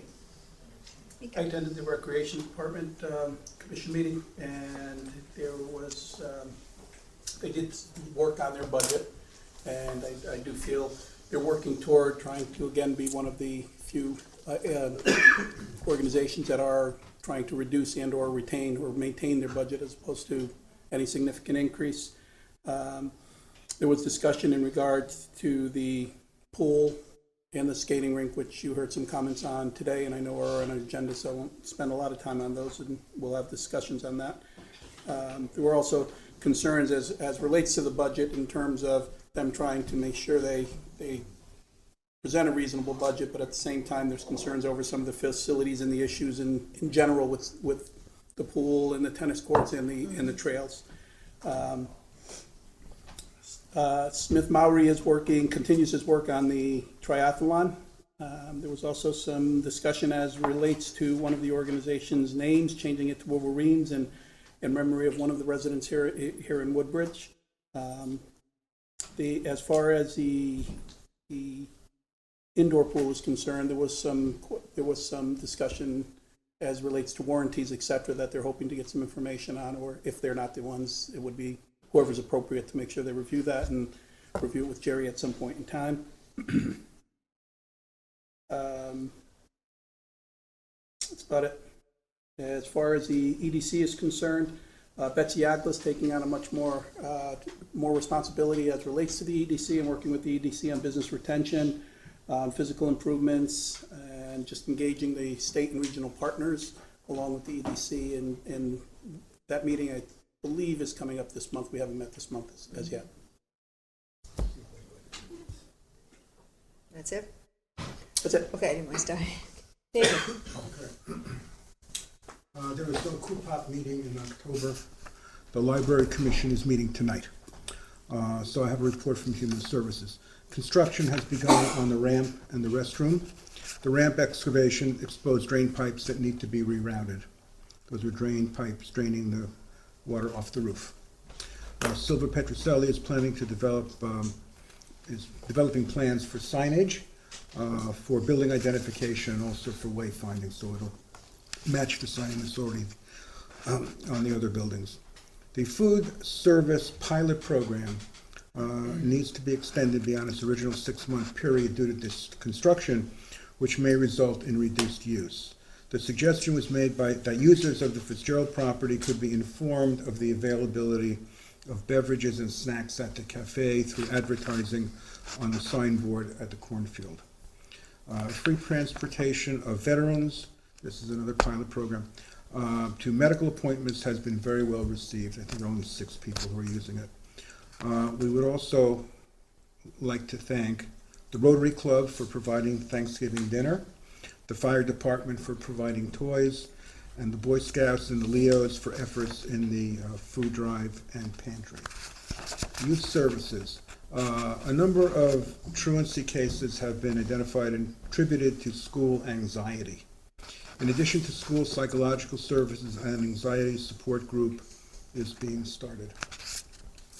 The living treasure, total revenues from the living treasure are $21.85 from the silent auction, $6,455 from the ticket sales, $1,030 from the candy raffle, $3,225 from the ad book, bar tips and celebrity tips, $1,032, table stage sponsorship, $700, donations of $100 if you subtract out the expenses of $46.12, living treasure award dinner netted $10,112. Wow. Okay. Can I make a comment about that thing at Amity? I mean, okay. Just for a history lesson, I was looking at some numbers today. 18 million soldiers, Allied soldiers, died in World War II fighting Nazism. Over 400,000 American soldiers died in World War II fighting Nazism. The only war that had more casualties for Americans was the Civil War, which was over 600,000. I think this idea that there's something appealing about Nazism is very wrong-headed. It's very un-American and very unpatriotic, and that's what I'd like to say. Okay. No. Thank you.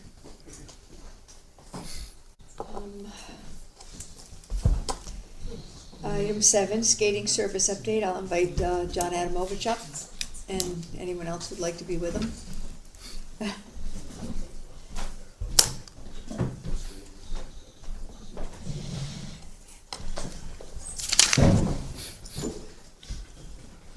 John Adamovich, Recreation Director.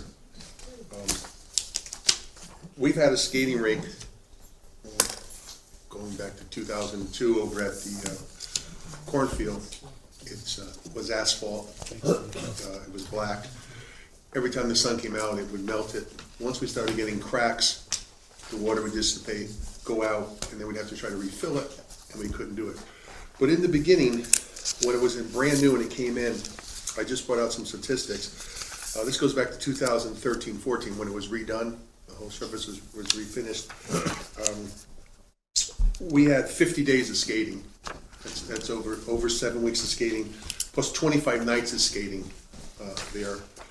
Skating is from usually December all the way through to March. And what happened back then was the water would melt, but it would stay in the rink, and then would refreeze overnight. Once we started getting cracks, we would lose the water. We try to bring it in, and once you try to bring in water, when there's half ice and half water, we put the water in. It's from the fire truck. The fire department tremendously helps us. They don't charge us a dime. They bring the trucks over. They run back and forth. It's, we're talking 20,000 gallons of water every time you have to replace it. If we replace it once. So I was hoping that we could put this skating rink, since it's not going to be at the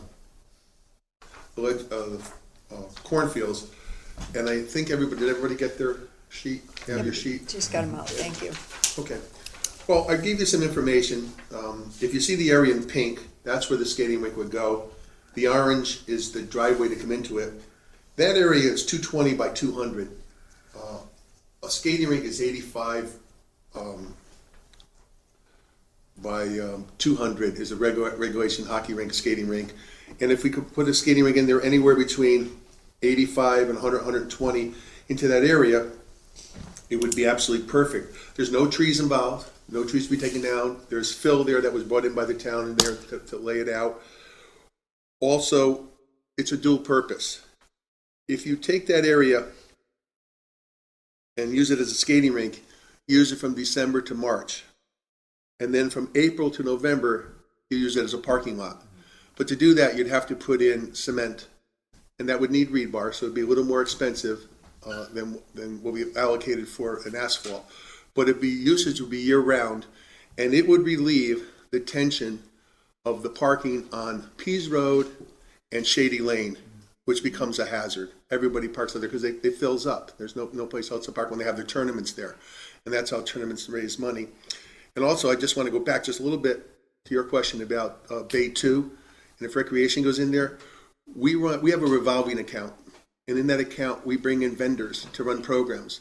And we don't run a program.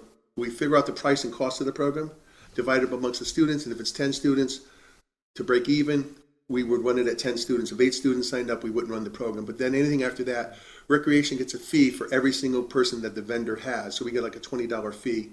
So if there's 20 kids in there, that's $400 at a tuition. So we would be able to go in there and use that space and share it if it's a shared space. Basically, that's what I'm looking at. Basically, what I'm looking at, I wrote everything down here for you. I gave you the information that I could on everything that would be there. There's different size rinks we could do, and I'm hoping that this project would serve twofold.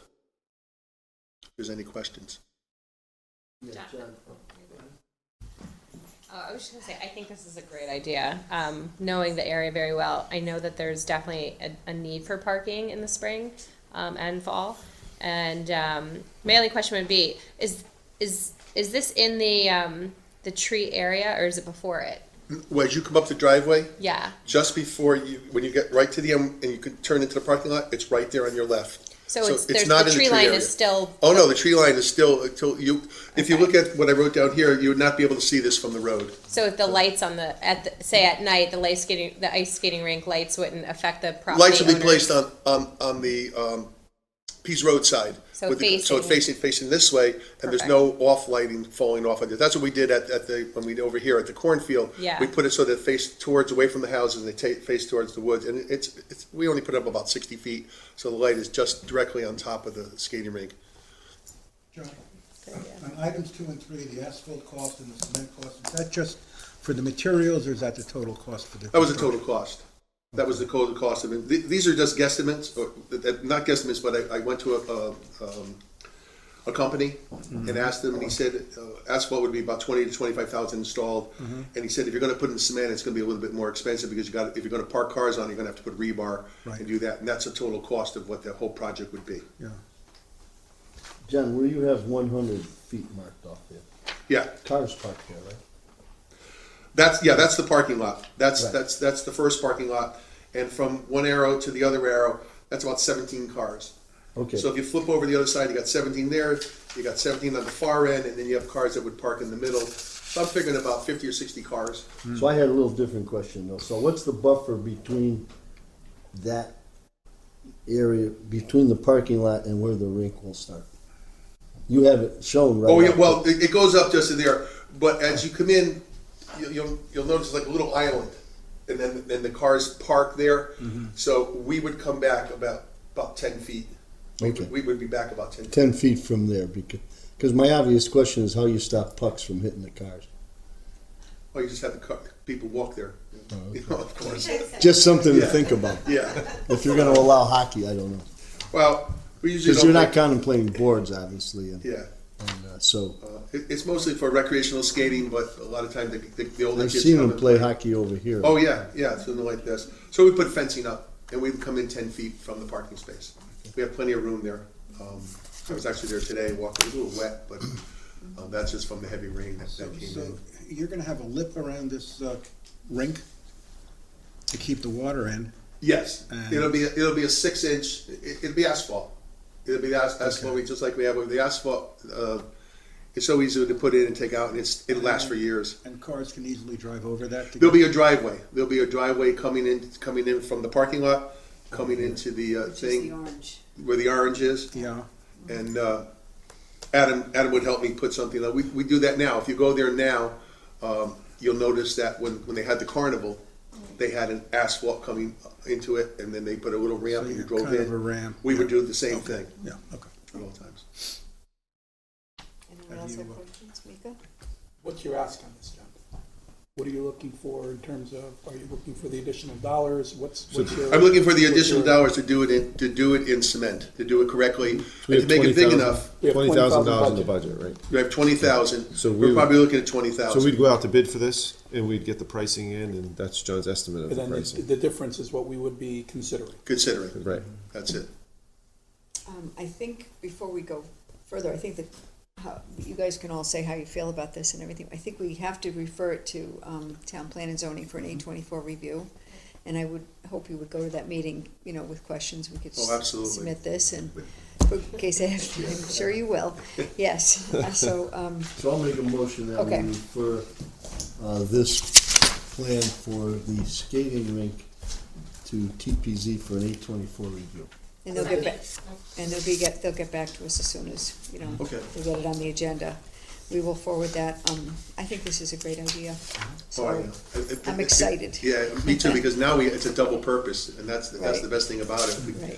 get rid of 2 birds with 1 stone. Right. Yeah. And Okay. I'd also like to say, just a little bit to Beth and everybody here like that it's wrong what's going on at the high school and things like that. And I understand, but people have to understand that this has been going on for over 50 years, and you can't bury it, you can't hide it. I went to Amity High School. I had an upset 3 years there because I was considered a flat rat. The flats of Woodbridge and Upper Woodbridge, and it was like that. And it hurt a lot, and it was wrong. And now it's rearing its head again. It's got to stop. We've got to do something, because these poor kids go to school and are afraid to go to school. For the first time in my life, after the synagogue incident that was just in the paper, I was going to 11:30 Mass here in Woodbridge. I was at the Firehouse for a call. I was getting ready to go to church, and the wire went down. We couldn't go to church. But I was sitting there thinking, well, maybe I should sit in the back, or I sit in the corner, because maybe somebody will come in. For the first time in my life, we've got to address this. We can't put it on the back burner, and I hope that's what happens. And if there's any type of group, or the groups that get together, I'd like to be a part of it, to be there to help. Thank you. Just one real quick thing. It may have to I think you have to come up to the mic, but just real quick. Yeah. just realized the skating rink.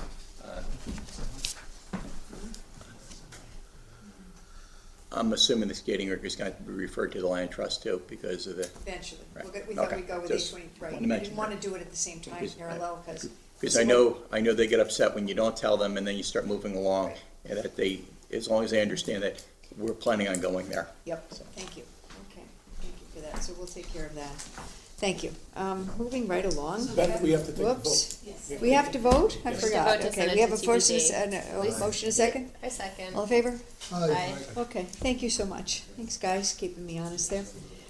Item 8, Woodbridge Outdoor Pool. Do you want John? Yeah, someone should come up from. Somebody should come up from either Rec or John or the pool. We're on the pool now. Back up for the pool. You back up. Anybody? Anyone?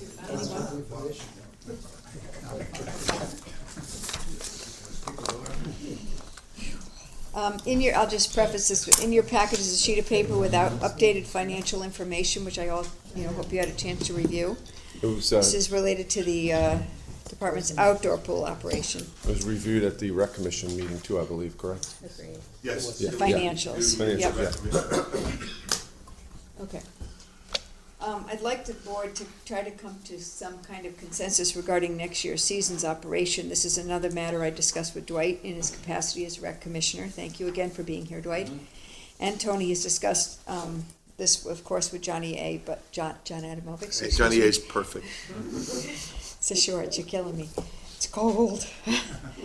John, would you like to provide any context for the financial report before we talk about it? Thank you. Yeah, we showed. I joined every year, I gotta tell you. I know, and we showed a slow decline in the thing, because certain things have to be taken care of and have to be done that warrant with the resurfacing of the pool and different things like that.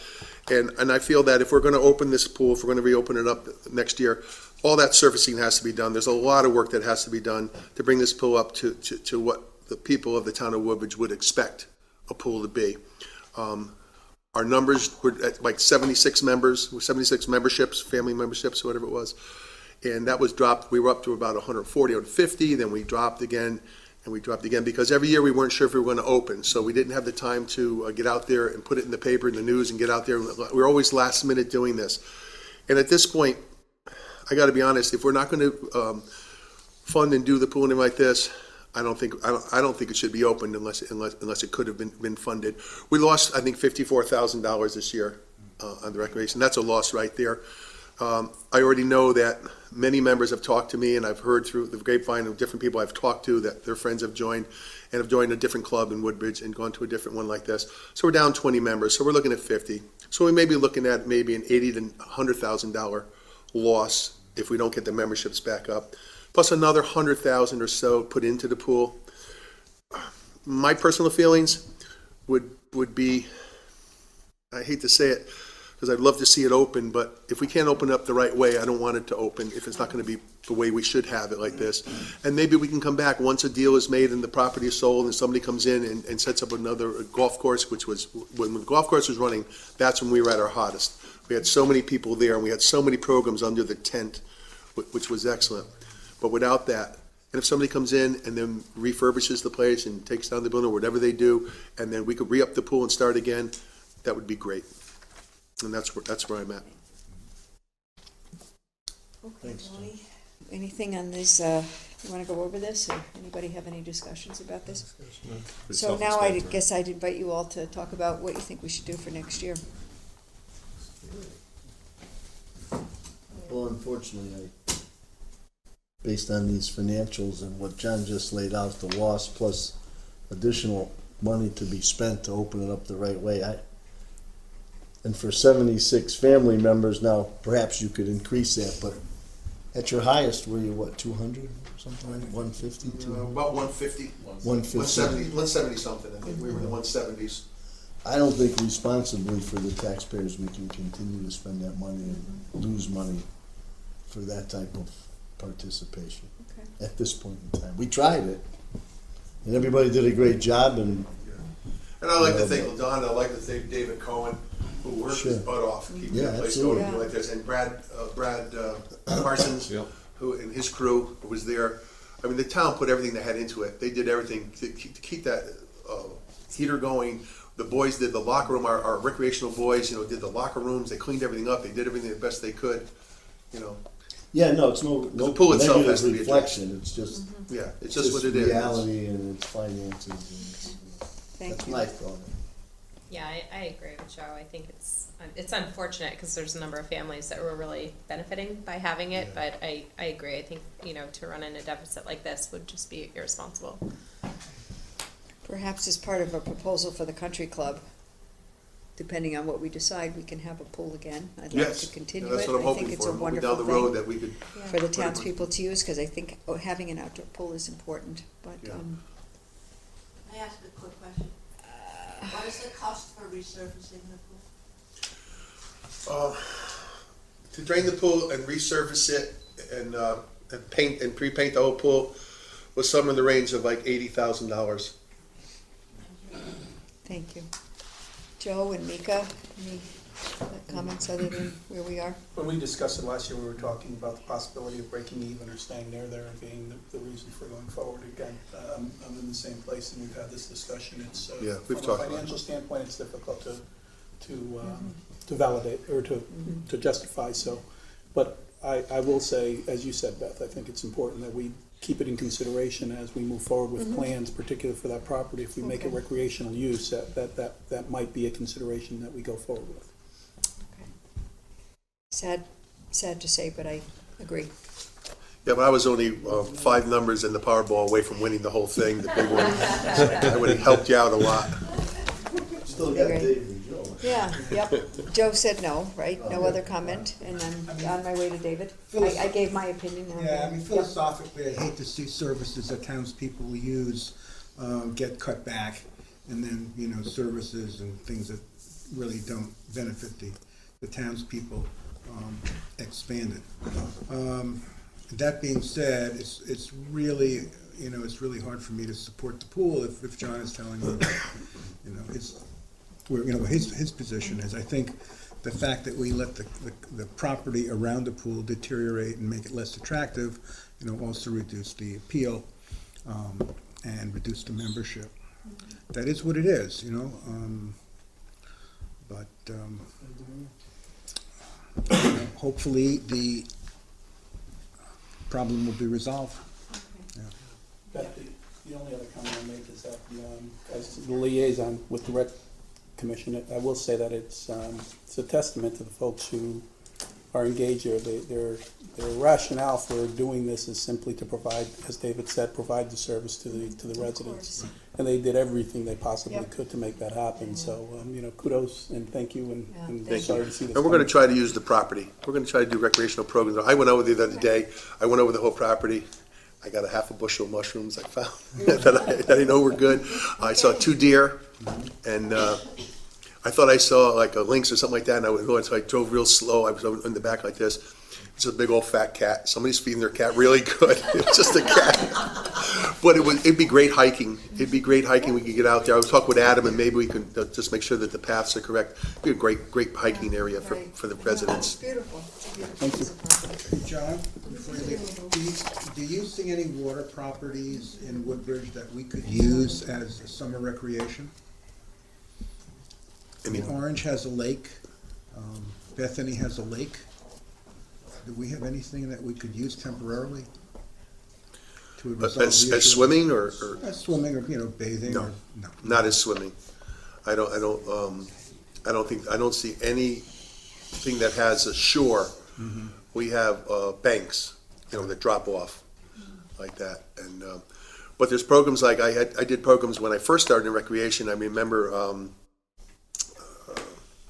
I can't think of his name right now, but he was with the state. And we did a fishing program at Amity High School, and there's some nice ponds on that property that we could get out there and walk out there and do a recreational fishing program with the kids, because you could fish off the shore. But there's no place really where you have a beach or something like that you could do a swimming program. Thank you.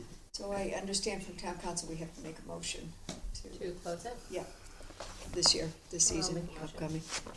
To close the Woodbridge. Not to open the pool. Not to open the pool. Woodbridge Make a motion to not Oh, open. right, okay. For 2019. I'll second. Okay, thank you. Any other discussion? All in favor? Aye. Thank you. you. Sorry. It's always the future. Sadness. I know, that's right. Thank you for Fair that. Okay. So we'll forward that. Let's see, administrative officers, item 9. Thank you, Tony. Thank you. Take us into some happy times here. Okay. Sad. The financials for the end of, through October of 2018 is about $165,000 surplus for the end of the year. Most of that surplus comes from basically two occurrences. The first is our interest income, which at this point is probably generated a surplus of about $100,000 this year. And the second is there were some position eliminations. One in the finance department was payroll clerk. The other was the library part-time bookkeeper position. So those two positions resulted in surpluses in each of those departments of $40,000 and $15,000 respectively, and the benefits associated with it. So those are sort of our major items at the moment. We do have a deficit in recycling disposal we talked about in the prior meeting. We are on our way with the scale, and that should help to generate income for to offset that. So those are sort of the highlights of the financials so far.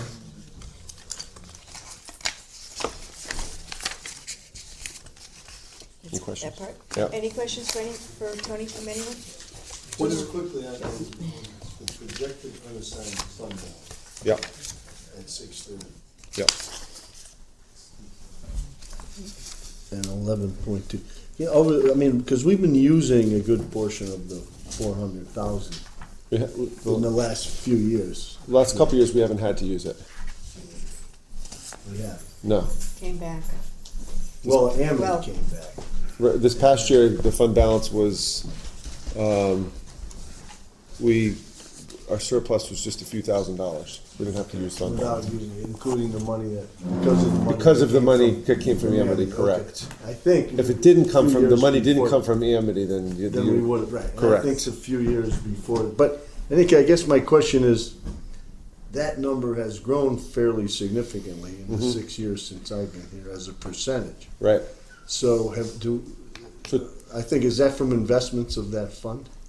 Partly. Partly. Yeah. And we have an investment committee, right? Do we ever get a The investment report from committee them? just does the trust funds that we have, because all the other funds are state statute driven. There's not very much we can invest in. Not much we can. No, there's not much. It's mostly government funds.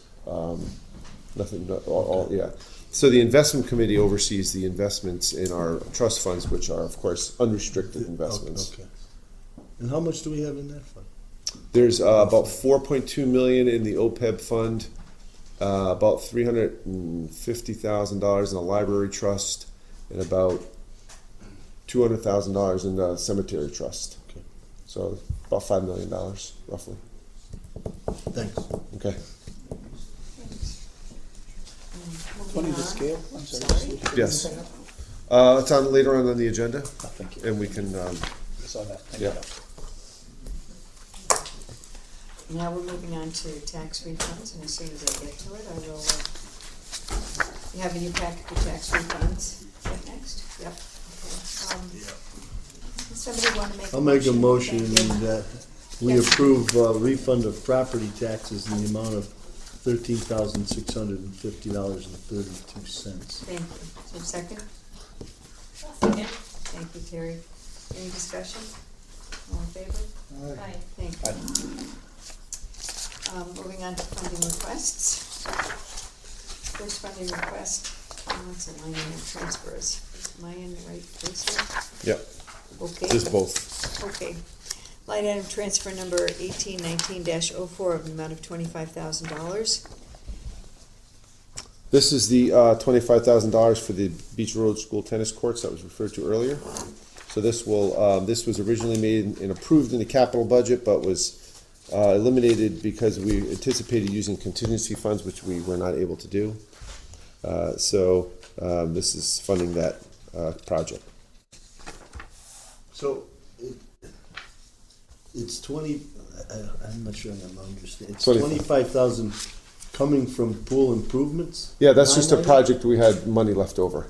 Okay, because I'm wondering why we're improving that pool and talking about money and then we're taking. No, that was from previous projects that had funds remaining. Okay. Yeah. It's a good question. Okay, I'll make a motion, we approve line item transfer number 1819-4 of $25,000. Is there a second? Second. Any discussions further? David? No, I just wanted to know what CNR meant. Capital and non-recurring. Anything else? Okay, all in favor? Aye. Thank you, it's unanimous. Line item transfer number 1819-05 in the amount of $12,350 for funds needed for the purchase and installation of an above-ground scale for the transfer station. So this is actually sort of a cart before a horse type of thing. Yeah, There's we two can of them wait in till here. we have the, if you want. If you want to wait until you do the bid award, I mean, that's up to you. Because that's, No? you don't No? care. Everybody Yeah. okay? Yeah. All right, we'll go If I with it came now. out. I All right. found one after all that. I'm sorry. Thank you. Okay. So this is related to the, want to talk Scale. about anything further, or the scale itself, sort of self-explanatory?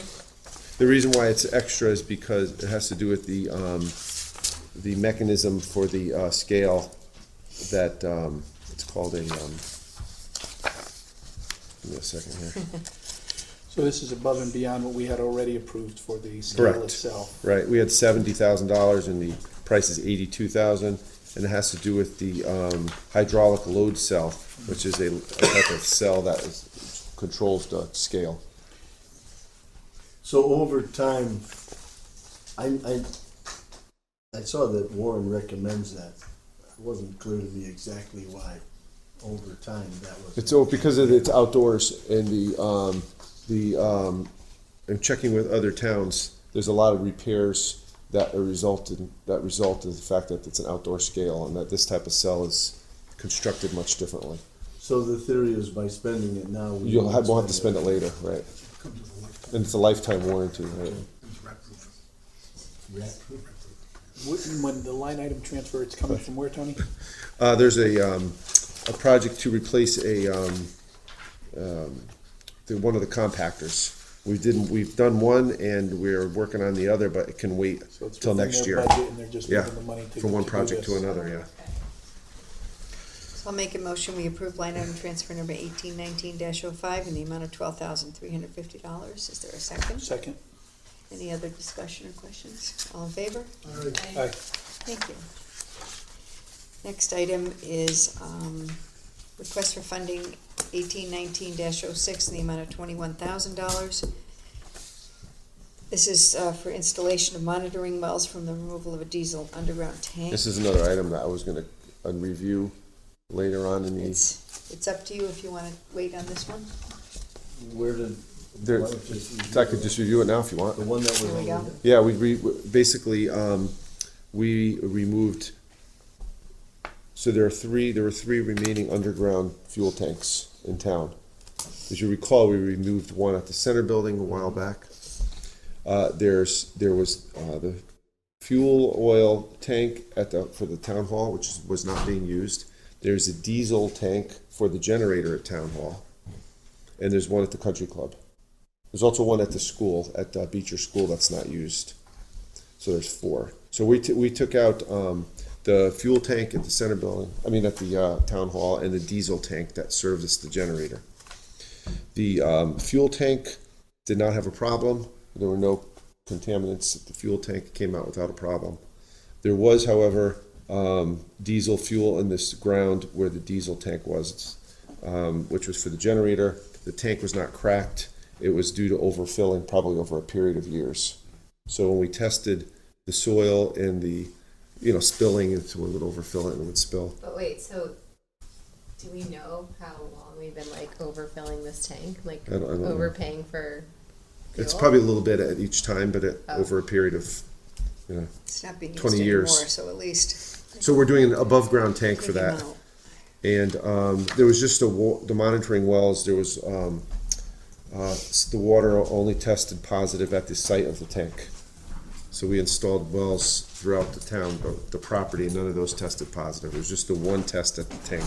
So it's a very localized spill, and so that's what this is for. I don't know what's the monitoring well? Basically, what we do is with Joe Sanavasi, some of you know Joe, he's come to previous meetings. They determine the Been flow. involved for a million years Yeah. because of the big spill. The big spill down there. here, right. Ever since then, we've had him for So when there's, consulting. he acts as an LEP, acts as the state's agent on the site. So he came out to the site and he basically determines the flow of the groundwater and then installs monitoring wells strategically so that you can test the groundwater away from the site to see if it's in the groundwater. It was not. It was just at the site of the actual well. So there was 1, 2, 3, I think 4 wells that were put in. So are we under a DEEP order, or is this? It's not an order, it's just we're doing. We're doing according to the regulations, but I don't believe there's an order. Because we followed all the regulations and Joe reported the spill, and so. If we didn't do it, would we get an order? Possible. Yeah. Yeah. Yeah. So the 21,000, just to clarify, it's not to remove the. It's to install the monitoring tank, wells and right, do the so you already testing did that, wells. just these monitoring Right. pockets to Right. pull the water. We out. originally had some money in the budget to remove the tanks and a limited amount of money if we had a problem with some soil, to remove the soil, because you have to remediate the soil. So we had that funding already. It was just the groundwater had a little bit in it, and that's the part that. So I'll make a motion, we approve the request for funding number 1819-06 in the amount of $21,000. Is there a second? Second. So the only thing, Is this- that's the other thing I wanted to say is, these have particularly been somewhat problematic for the town when we remove these. So we have there are 2 more. One is being used at the country club. That was installed in probably 03, maybe it's 05, somewhere around there. And then there's one at Beecher School that is not being used, but is still in underground. So Because they have gas. So Tony, so we have these monitoring wells and they test positive. Yeah, just the one did. Well, if it continues to test positive. So basically, you have to have 2 years of clean data before you can abandon the well. And I believe the process we're going to use is natural attenuation, which means you just keep monitoring it. Eventually, it'll dissipate. Eventually it'll stop? Yeah. Okay, so we don't have, if it continues to test positive, we don't have an obligation to remove that tank and remediate the soil? So with the tank's removed, That tank is removed. and the soil's removed. It's just the water. Yeah. But do we have any other underground tanks? Just We have Beecher. Let me clarify that. We have oil water separator tanks. There's 2 at the fire department. There's 2 at the public works facility, and there's 2 tanks for the wash bay at the public works. Those are all underground tanks, but they're not fuel tanks. They're oil water separator tanks. We had an issue over there. Yeah. At one point in time, small, relatively small. It was pretty small, yeah. So where's this money coming from? I'm sorry. Contingency. Contingency. Yeah. Did we do a motion in a second? Yes. Thank Yeah, you. we didn't vote. Thank you. Any other comments or questions or anything? Okay, thank you. All in favor? Aye. All right, thanks. Thanks. Yeah, another one. Line item transfer number 1819-07 in the amount of $6,238. It's a transfer within a department, correct? Correct. Yep, okay, this is to replace a police vehicle that had been totaled in an accident. These funds, in addition to the insurance proceeds, would allow the purchase of a new police vehicle. It's gonna say $6,000 for a new vehicle. Wow. But it's just to cover the difference between insurance and And so then we that's get a new vehicle. And that's one less they'll request in their budget. That's good, okay. Is it, am I reading this line item transfer form? It's a mistake on it. It should say It's a 62. mistake on it. Yeah, it should say 6238 is the total amount. Yeah. Oh yeah, versus 5,000. Right. Good pickup. Someone wanna make a motion to approve this? Is there a second? Any other questions or discussion? So what did they not use this money for? There were defibrillators and radios that they had some money remaining in the budget, so that they you know, when they requested the budget, the price came in less than.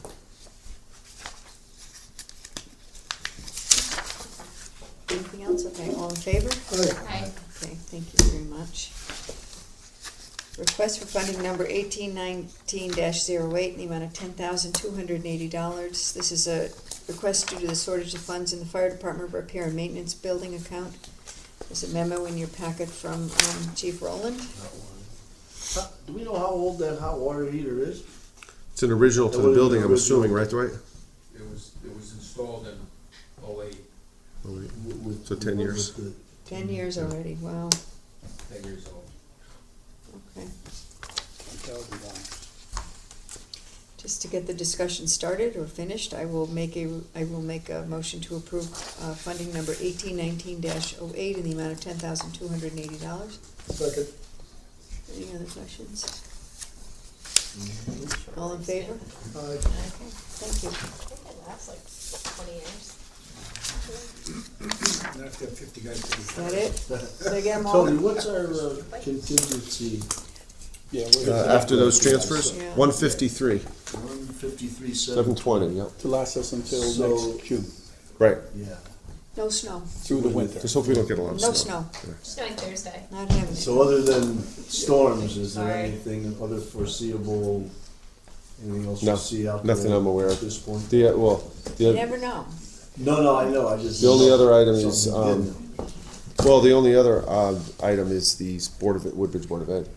I mean, I'm not sure where they're going with that, but that's 205 according to tonight's. What's the, just out of curiosity, more curiosity than anything, what's Yes. the process, or is there potential, this was a funding request for the boiler, as opposed to a line item transfer out of the budget to see if there's money that they can take out of their budget? And You could, I mean, that's certainly another way to do that.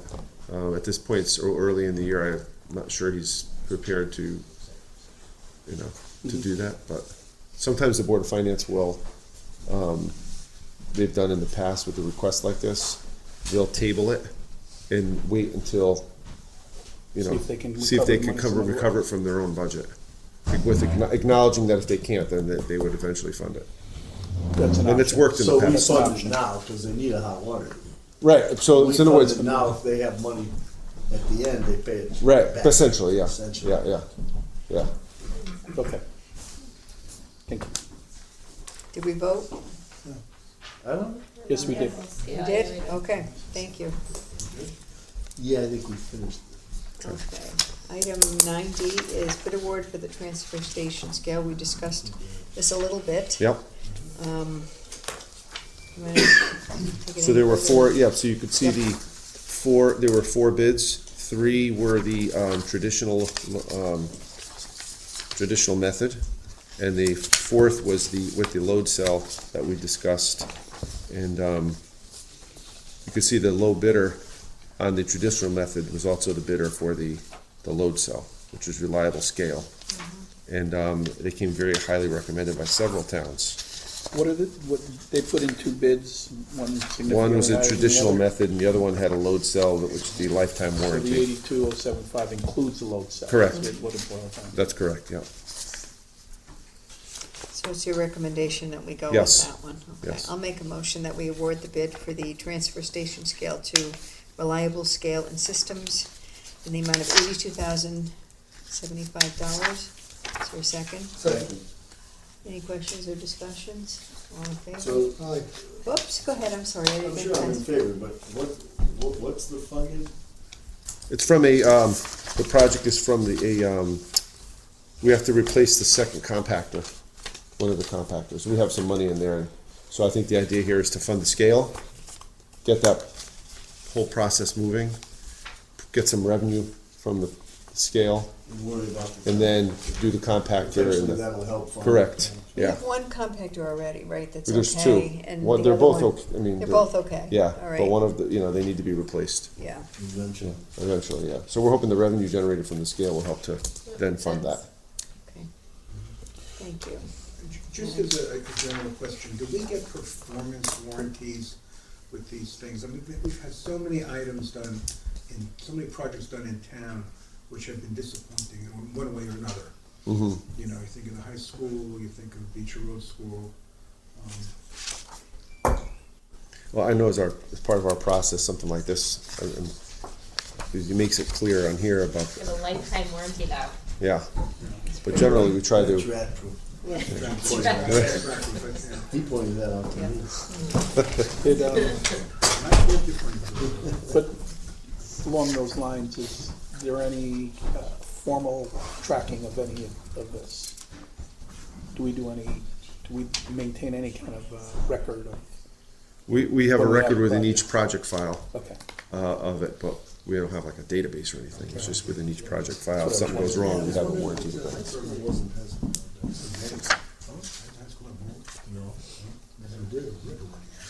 Okay. Item And we nine, didn't vote on that. 9E. Did we vote on that? Did you vote on that? We didn't vote on that. All in favor? Aye. Thank you. Aye. Gosh. Item 9E is the bid award for road salt. Big surprise, Morton Salt. They always come Yeah, through. and we didn't get any other What bids did this we No pay other last year, bids. Tom? We did more. 68, I think. 68. Yeah, Let's come down. it came down, yeah. So this is a town open bids for sodium, for the rock salt for the roads, and they got two responses. One was a no bid, and Morton Salt bid a price of 60.59 per ton. Last year was 68, so that's a good thing. And because we only have really essentially one bid, Tony recommended we go with Morton Salt at 60.59 per ton, so I'll make that motion. For a second? Okay. Any questions or discussions on this? Kind of way out maybe, but Bethany and Orange have to use salt too, right? Have we ever thought of combining a purchase with them? Is there a volume? Is there a big Is there a volume impact to the pricing at all? Do you know? I don't know, but we can certainly look into Yeah, that for Might be next year, something yeah. to look into. Yeah, yeah. Good idea. That's a very good idea. Consolidation of services. Right along my lines, that's great. Bigger volumes. Good thought. Okay, all in favor? Aye. I finally remembered to do that. Okay, is Simon coming? He's feeling under the weather, so I'm his representative. Okay, would it be okay if we, before you guys did your report, if we did move to, the No, appointments? definitely. Item 15, so you don't have to sit there any longer, Lynn. Oh, that's Thank you. very interesting. Yeah. Really? Wow. Never heard that. Okay. Not to have the phone ring and people I understand. jumping on you. Well, I'm gonna go ahead if that's okay, even though you're welcome to stay after we do this, but, this is open meeting. Other than executive session, you're more than welcome to be with us. It was brought to my attention by our town clerk that, a prehistorian is defined as an expert in prehistory, the span of time before recorded history, for the invention of writing systems that made recorded history possible. More broadly, it refers to all the time preceding human existence and the invention of writing.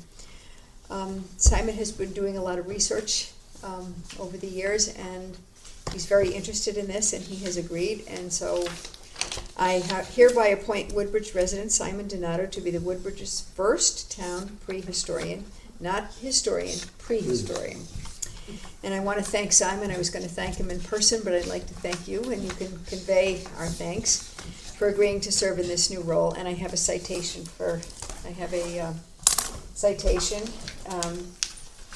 on this date, be it known to all the residents, that I, Beth Heller for Selectmen, do hereby appoint Simon Donato, Town of Woodbridge prehistorian. He's got to come in sometime and do a photo with me with this.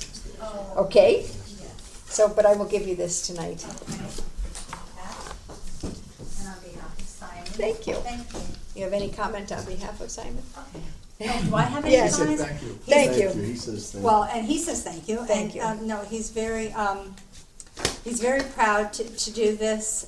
He said, I think this town needs a prehistorian because he goes back to and he's even said it, the last ice age. So that's when he says prehistorian, Wonderful. that's what he's talking It's about. exciting. And he started this when he was 6 years old. Wow. His feet were in the flats, Woodbridge number 2. Or are we number 1? We're all one Woodbridge. So I gotta go with that. But his Thank you. feet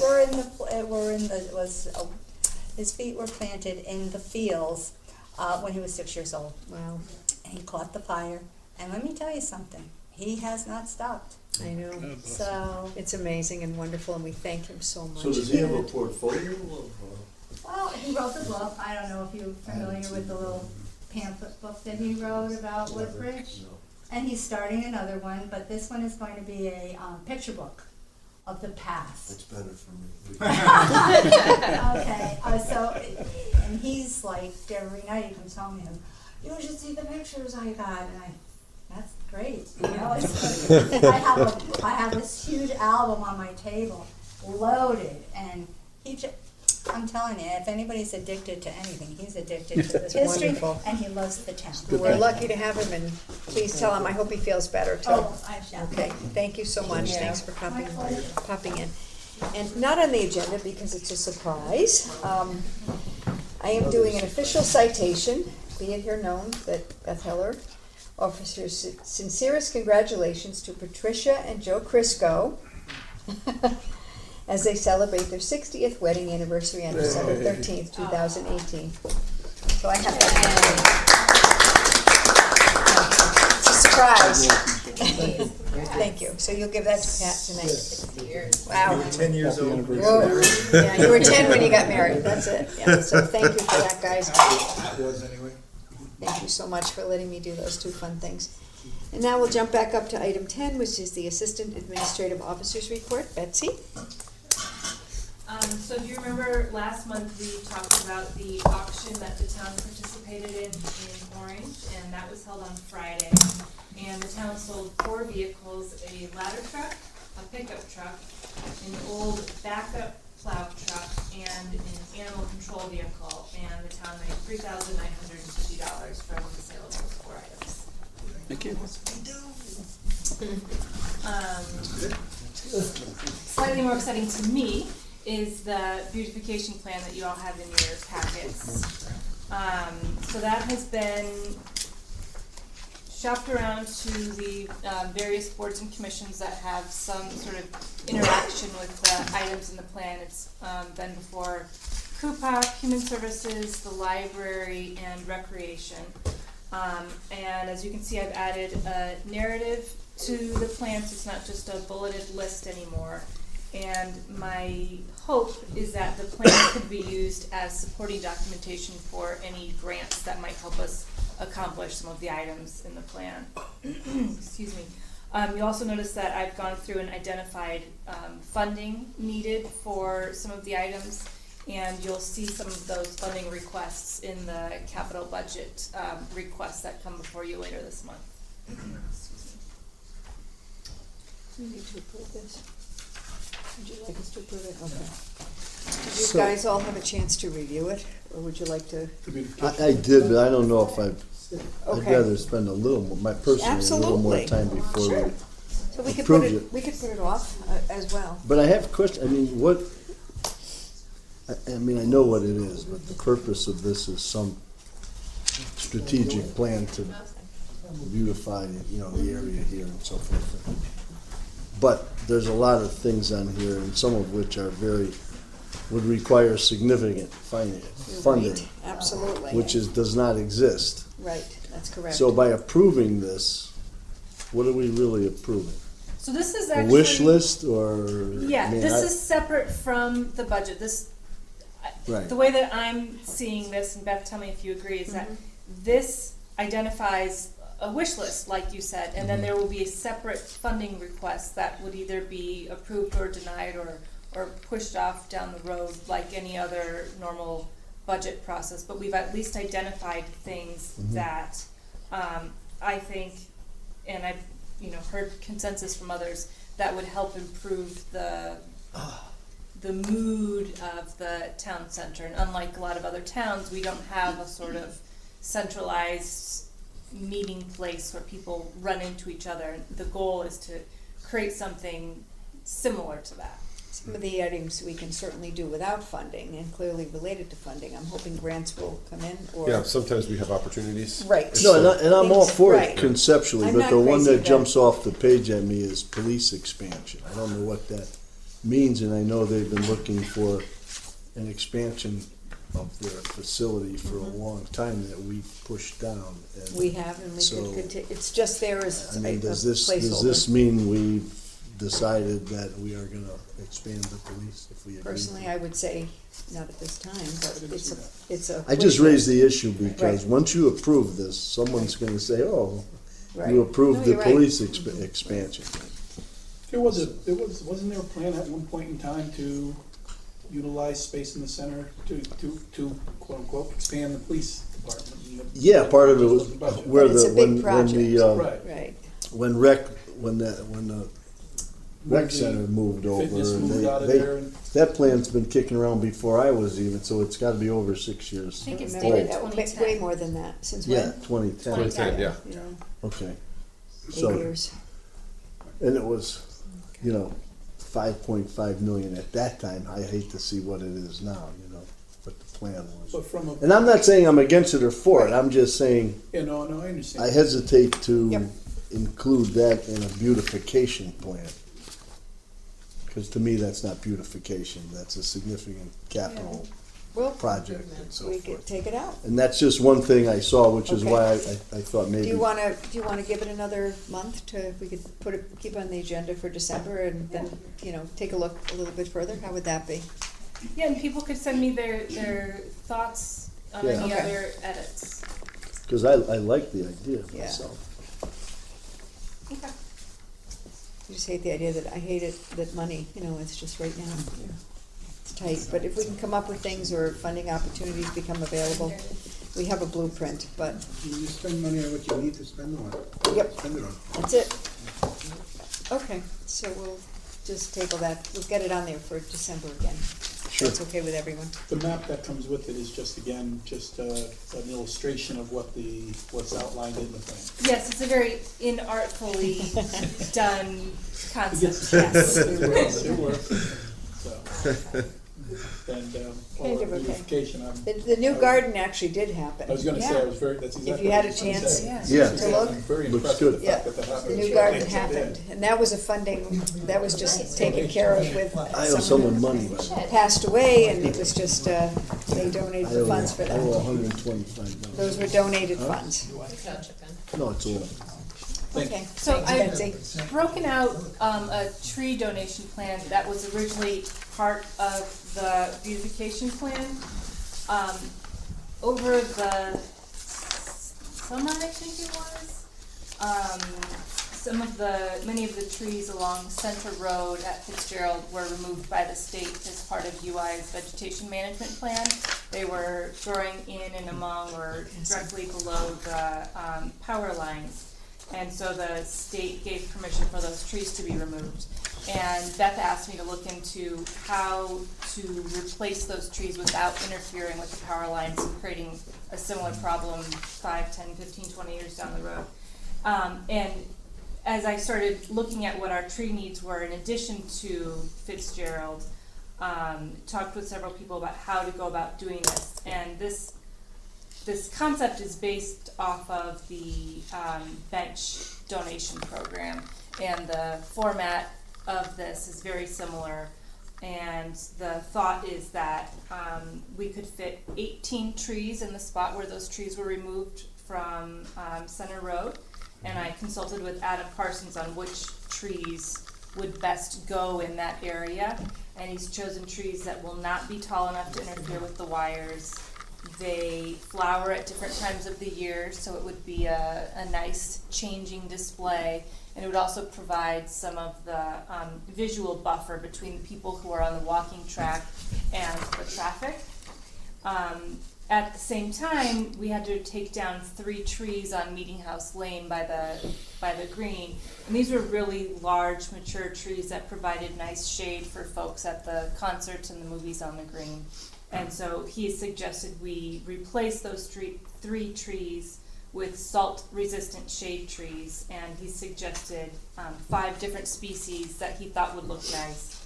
So the idea is that, similar to the benches, we ask residents who feel strongly about trees or want to create a legacy for their family to donate the funds for these trees, and on the green, they'd be able to choose among those 5 for the 3 spaces that are available. And So basically, you donate the money, the town approves it, and approves the species of the tree. Right, so we've And got these plants it species and among, does all this, to right? choose And among. So basically, Yes. you're funding a tree. Exactly. You're not, Right. Do you have any numbers on what these trees would cost? So Adam and I, we tried to get numbers on this, and it was really hard to do at the end of the planting season because it's hard to call around nurseries and get prices from them because they're out of stock on a lot of things. So our hope is we'll get better pricing come very early spring when they start to get their stock in. But I hesitate to guesstimate, but I don't think it would be significantly more than the dogwood that was planted out on the green recently. And that was $750? $750, yeah. And that was a sizable tree for a new tree. So this could be in that area, could be a little cheaper. How about the copper beech at the library? So that one I think I have a donor lined up for, but again, the pricing is really gonna depend on what's in stock come spring. It's a significant tree for that property. It is. It would be expensive. It would be tens of thousands of dollars. Well, we probably wouldn't plant something quite that large, but it's not a, you know. We could get a bidding war between one person and two. Yeah, I want to fix them. I'm not getting that. Well, we just had an auction, so. Not raking in the shekel. Yeah. So if this is something that you all think makes sense for the town, I'd love to get this on the website and hopefully start generating some interest to see if we can replace those trees. I don't see how. You gotta put figures in, right? I'm sorry? You gotta put figures in. Well, At some point. right, it's hard to ask people to donate when I can't give them the pricing, right? So I'm hoping to have that early spring. Sounds like a great idea. So the consensus is to go forward with Go this. for it. Okay. Go for it. Okay. Yeah, Should. why That's not? great. Okay, thank you. All right. And last. And then lastly is the application for use of the town green. And this is something that we talked about last month. As you all are aware, more and more organizations are requesting to use the green for different events. And the hope is that this application would make the process much more administrative and would save time on their end and save time at the board level. I would work with the applicants. There's a checklist that they would go through, and then I would be able to bring the checklist to the board and have the board decide yes or no. Did everyone have a chance to review it? It is. Did you review this, Jerry? Yeah, I thought it was good. You did not? You did, Jerry. Oh, I did? Yes. Okay, I did, I think Okay. I did. David has a I have question a or a question. comment? So, yeah, Sure. about halfway down is on approval. Front page? Page one, yep. Page one, thank Talking you. about the cost to rent the green, so $60 an hour, Right. and we will have a staff member there? That's what we've been doing now. Okay. Yes. All right.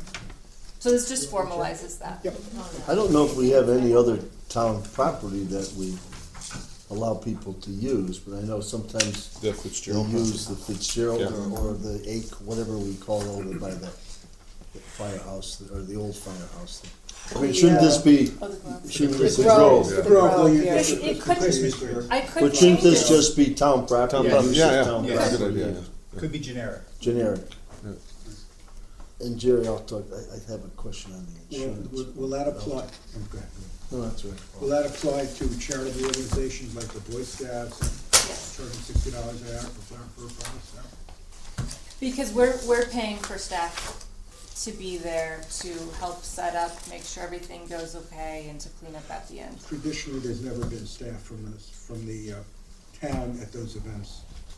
Well, at the dog park fundraiser a couple weeks ago, there was. At the food truck festival held by the daycare center, there was. Those are the two most recent events that I can think of. So events as opposed to like the tree sale that the Boy Scouts do, right? Tree Right, sale, and so flower at sale, these book events, sale. there was food on site, so Right. there was garbage being generated. Right, I imagined something like Well, I'm the wondering if wreath sale there's would be gonna be an different. exception for, other uses. Right. Well, I didn't look at this You know, all that This was carefully. specific to the green, and now it's kind of morphing into town Right. property. So if you would use, say, the triangle in front of the firehouse for something. I guess it depends upon what the use is, though. Right, if you're having Yeah. a holiday tree sale, the sort of traffic and trash generated is gonna be different than if you're having food trucks on site. Right. So, just, So where is the part just so about I'm the 60? clear, what are we going to do with this? Application for use of Woodbridge Town property Property? or green? 60 per, yeah. I think David's point's well taken. Yeah. If you're gonna put it, if everyone's Says using if this and everyone who uses it has to pay $60 and everyone is using it, then that will change what we've been doing historically. Right. I mean, the Boy Scouts Keep typically to the raise green. about $1,800. Why don't we just keep it at the green for now? Yeah. Their overhead's gonna be $1,250, or so. Yeah, I don't think we should include the growth, because people don't use that for events. What about the Fitzgerald? Well, wait, hold on. What The about most the important Allegiance? part of The this green thing now. is the insurance. Yeah, When they're using town property, the most important thing is the insurance. The $60 is easy to fix. It could be if applicable, it If could be applicable, a that's all I was thing on thinking. here that when you get your approval, you either have the $60 or you don't. I mean, it still has to be all town property. If you're using town property, you have to tell us what you're using it for. You have to get approval, and you have to provide insurance. I agree. I guess the thing is, if you're gonna say if applicable, then you have to designate what What's is applicable. applicable. Right. You know, so if we're saying. Well, right, or you could just say, you could say the $60 fee may apply for this purpose depending upon the use requested, and then when you get your approval, you say, well, because you're having food vendors, et Right. cetera, it's $60. could we make Because you're a, selling Christmas trees, it's no $60. could we legally make a comment about, upon approval, the applicant shall pay a fee of $60 an hour? There was something like, this may be deferred or voted on by the Board of Selectmen to not have to pay, for example, if it's, Could be waived. Well, Could you be just, waived, yeah, you just, thank but you. you don't even have to set it up as an absolute Right. in the first instance. You can just say, there may be a 60, depending upon the use Town requested. reserves the right to There may be, charge. the town reserves the right to charge all right, and we'll make $60 an it, hour. we'll make it We can make that change. event specific. Right. Okay, all right. So then it'll go back to the Woodbridge Town property, correct? I think so. And then there's places in here that have to change it, green applicants and things like So that. that means we're gonna have to vote on every application. We do No, now. well, We do, We do now. Well, in terms of charging the fee, are we gonna charge Yeah. a fee or not gonna charge the fee? yeah. well, we approved, now what we're gonna do is get this application, we're gonna look at it, and we're gonna approve the use in a $60 fee. In a sense, it'll Betsy's save doing- us time, Betsy- because usually we have them come and they're da-da-da, Right. Am I- this is all the, Betsy has is- gathered by Yeah. doing this form, Betsy- all the information is already here. Right. But this, In front of us, and we'll get this ahead of time. Go ahead. But this is an application for the Woodbridge Town Green. No, Not anymore. not anymore. No, what I have in my hand is Woodbridge Town Green. We can change Yeah. it. Change it to the. We just changed it. But we're gonna change it to the use of town property. And the way I'm understanding this is Betsy's more or less betting all of this, but prior to, so when we come in, we're gonna know if there's a $60 Whenever there's a charge. request, we discuss it. Right, so we don't have to ask the Yeah. applicant Betsy, each is there time, anything you know, in do there you have for this, do you have that? sign-offs from Okay, so Fire and police. we have farmland that we're gonna rent out. Are we gonna charge the farmer $60 an hour? Let's take that as it comes out. I'm just saying, you're opening up all of these possibilities where before it was very narrow. No, Okay, I don't I'm just agree. bringing it Well, we up. usually, okay. Bring it up. What was narrow? Right. Well, Farmland. Town Green, now it's farmland, you're gonna charge a farmer $60 an hour? You have a separate. No, we have a program. lease We have agreement. a separate program. It's a totally separate legal agreement that Alright. covers that. All right.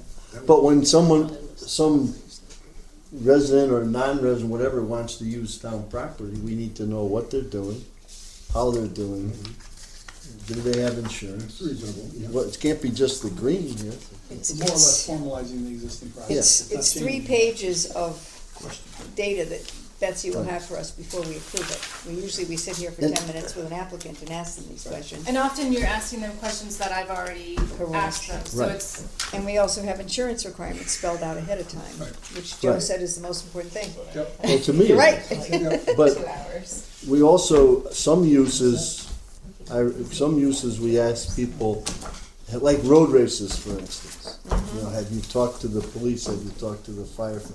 There should be something on here, if the use is such that they need sign-offs from police and fire, that, well, I do that include they in get. here that, the chief of police could decide if the event requires protection, and if so, they would be paying, okay. the applicant would be paying that.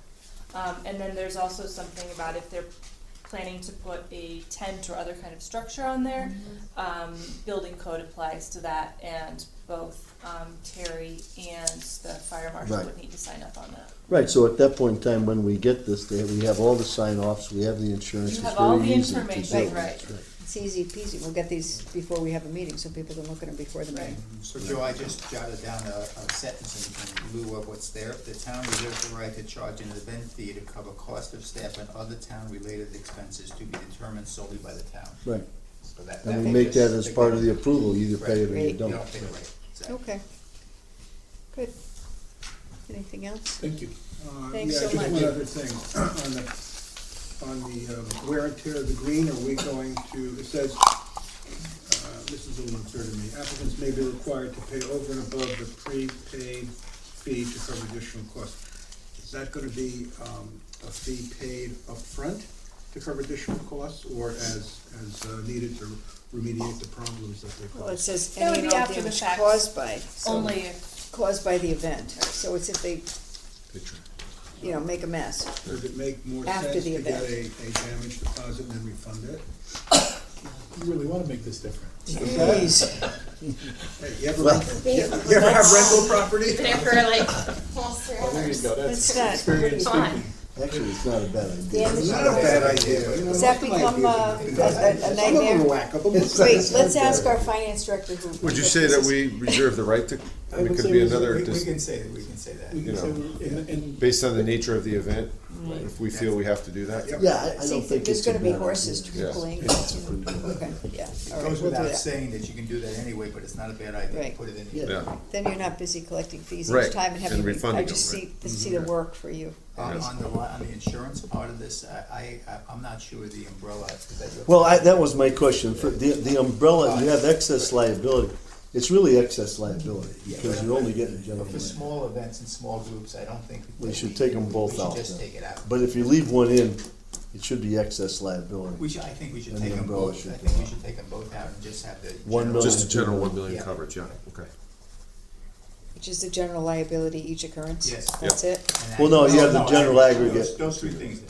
And the products as well, because you're selling Yes, food. leave that in there. The first three things, but not the last two. Yes. Right. That's what I meant, yep, okay.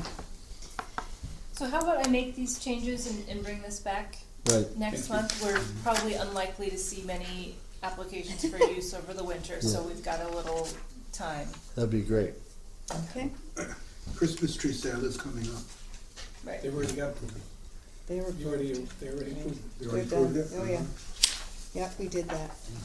Like in, I don't know, summer, spring. Yeah. They were on top of it. Ted Pockwitz came to us. Yeah, right. Yep. That's So right. they're writing on the rules. It's like He we knew also there was gonna approved be our an town banner for application. June of You next did, year. you're right, yeah, right. Okay, thank you. So there's no action appropriate. And thank you. That's it, Betsy? Thanks for everything. That Thanks, was really Betsy. great. Okay. Item, 11. where are we? Number 11? 11. Communication Director and Grants Writer Report. She doesn't know I'm gonna do this, but, I received a copy of a letter that, our Ms. McCreven earned CABE Certified Board of Education Member designation. Very few other Connecticut Board of Education members have earned this prestigious honor.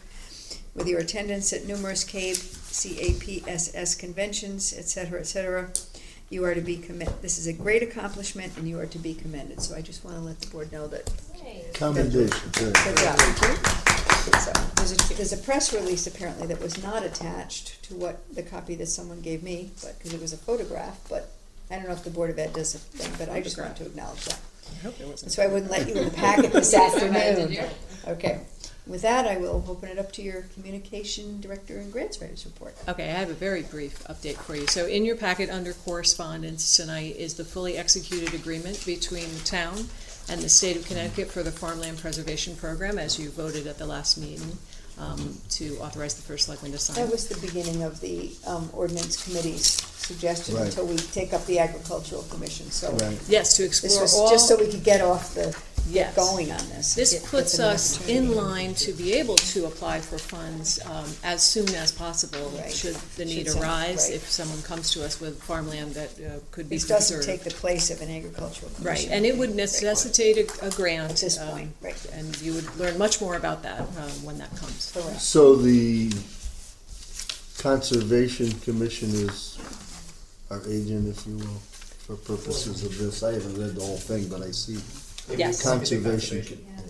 Yes, that was part of what was voted on at the last meeting. It was, okay. Okay, and then I will also want to let you know, Beth and I also recently met with Laura Ferranti, who serves on both the Sustainability Ad Hoc Committee and as the chairman of CUPOP.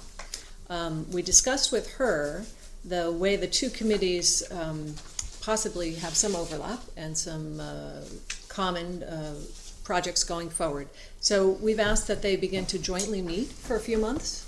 So both committees will notice their meetings. They will remain two separate committees, but they'll be meeting together so they can collaborate and see where that might go.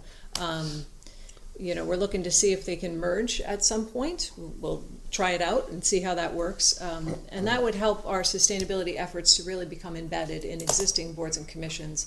As you know, the Sustainability Committee now is an ad hoc, and ad hocs usually have an end of some sort. They either become standing committees, or they merge into existing committees, or they go away completely, which wouldn't be very sustainable. So, accordingly, the first joint meeting of Sustainability and CUPOP will take place Monday, November 26th, and I hope to be able to share at your December meeting more details on sustainable CT actions we will be pursuing in order to try to earn that silver certification next year.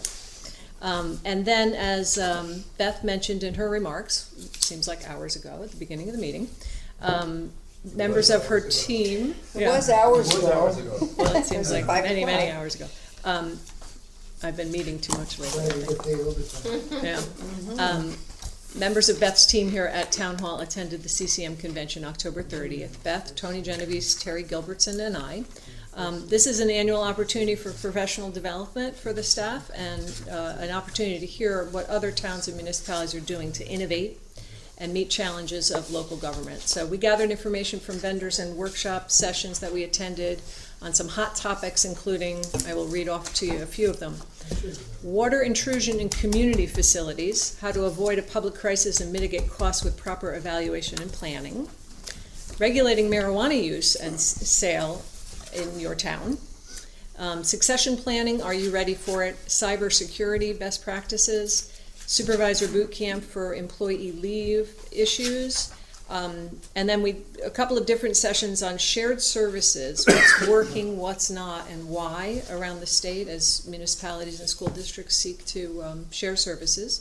And then promoting communication and cooperation between boards of education and local government. That's again on the note of sharing services. And then lastly, I want to share something that was a write-up in the packet of information that was presented to all the participants at the CCM. I happened to flip open and see a page where the town of Woodbridge was featured. So this is a little write-up on the our budget presentation. It says Woodbridge budget, second to none. And it was nice to see. This is a little acknowledgement. Yeah, very exciting. Tony didn't even know it was in there. I showed it to him today. I didn't know it was in there. Thank you. So that's it. Okay. It was a fun CCM convention.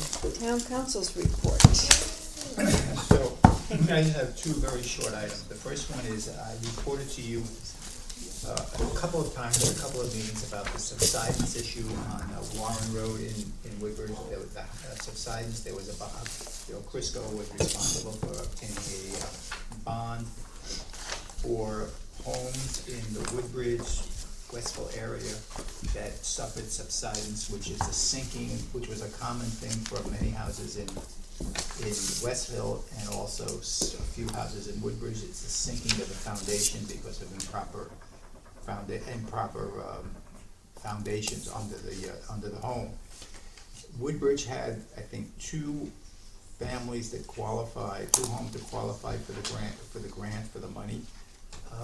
One was came out that was qualified by the Department of Economic and Community Development, and the other one just sort of fell by the wayside and was never pursued.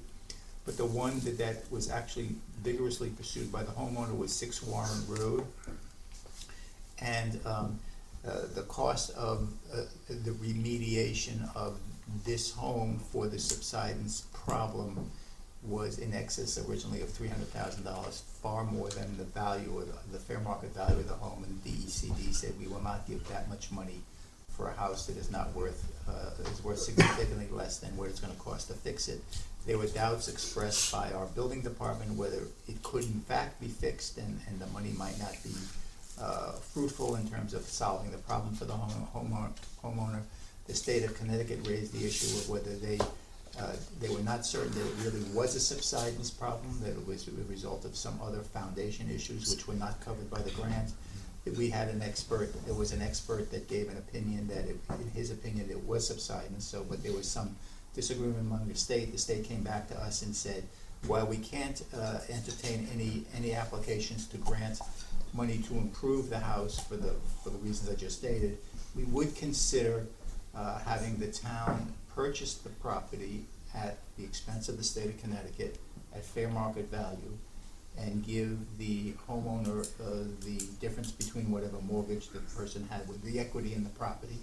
And the town would then be responsible for demolishing the home because it's a sinking home.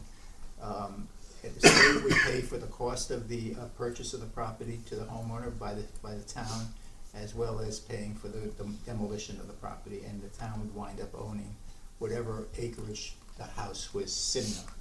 So that's, and the homeowner has retained an attorney who's been in constant contact with me. Obviously, they're very interested in this, and they would be interested in the second proposal where the town would buy the home, the property through the grant that is given to us by the state. The state is requiring one appraisal that the town would have to hire an appraiser to do because they want to determine fair market value, not based on the assessment. We tried to argue that you can just take the assessment, add 30% to it, and you have fair market value. They said no, they wanted an appraiser. It didn't have to be an MAI appraiser, which would be very expensive. And based on what the appraisal is, the town would evaluate how much money it feels that it could give the homeowner, whether they can actually go forward with this concept, which is just a concept at this time. It's not a done deal, but it is a concept. The homeowner is very interested in it. I've talked to an appraiser who is ready to do this for us. The cost of the appraisal will be paid for by the state out of the grant, so there's no cost at all to the town of Woodbridge, and it satisfies a homeowner who has a real significant problem. I'm not sure that this could be accomplished, but it is the last hope that the homeowner has, and since it is state money, I think the board has agreed that we should go forward as best we can. So I'm just presenting to you where we are. The appraiser, his name is William Esposito from Hamden. He does a lot of appraisals. I'm ready to engage him in behalf of the town so long as the board feels it is appropriate. His cost for his appraisal would be $400. So it sounded like this was a concept developed that the state came forward with first. Yes, they said that they can't. But you're kind of hedging, and I know why, but is it because the state has just thrown it out there conceptually? They're not saying we will do, what are they waiting for? I've been talking to a deputy commissioner of the DECD, and he said he's discussed it with his boss, who is the commissioner of DECD, or the deputy commissioner of DECD. I don't know if it goes as high as the commissioner, but somebody very high up. And they've agreed that this is the appropriate way to proceed. They need final approval when they get the numbers from the Attorney General's office before they can do it, because it's a grant that the Attorney General has to approve. So that's why I'm saying it's not 100% done yet. They still need that extra approval, but they felt comfortable that they can get the approval because the house has a fair market value based on the assessed value of about $170,000. I think there's a mortgage, so the homeowner will get some equity out of it and solve a problem with the town. For whether it's good or bad, will be the owner of that property.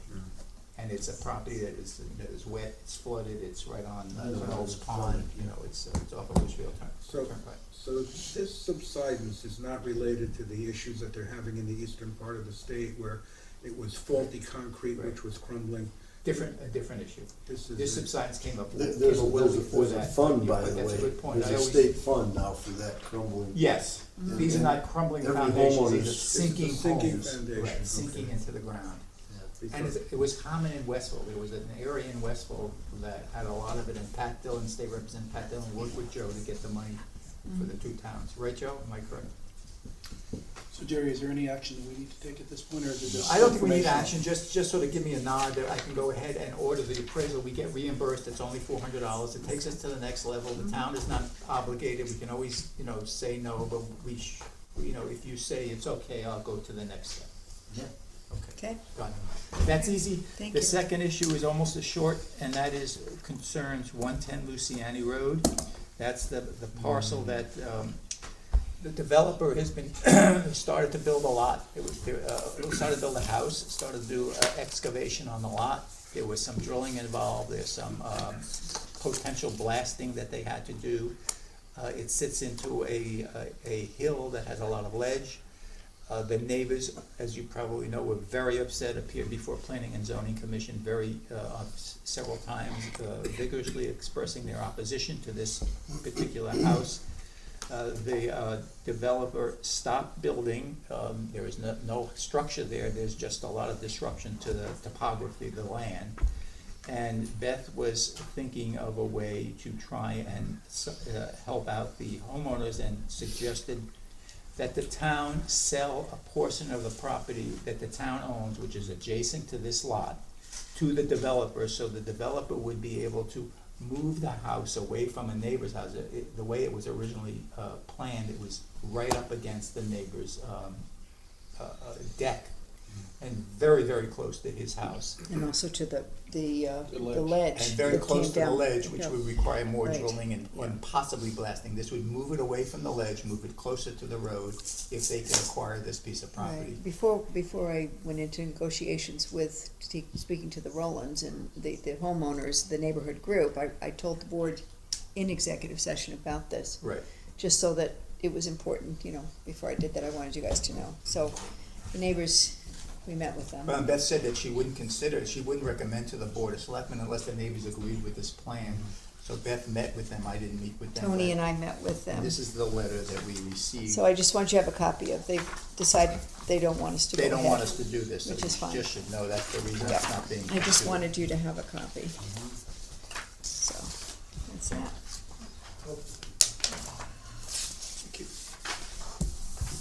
That's it.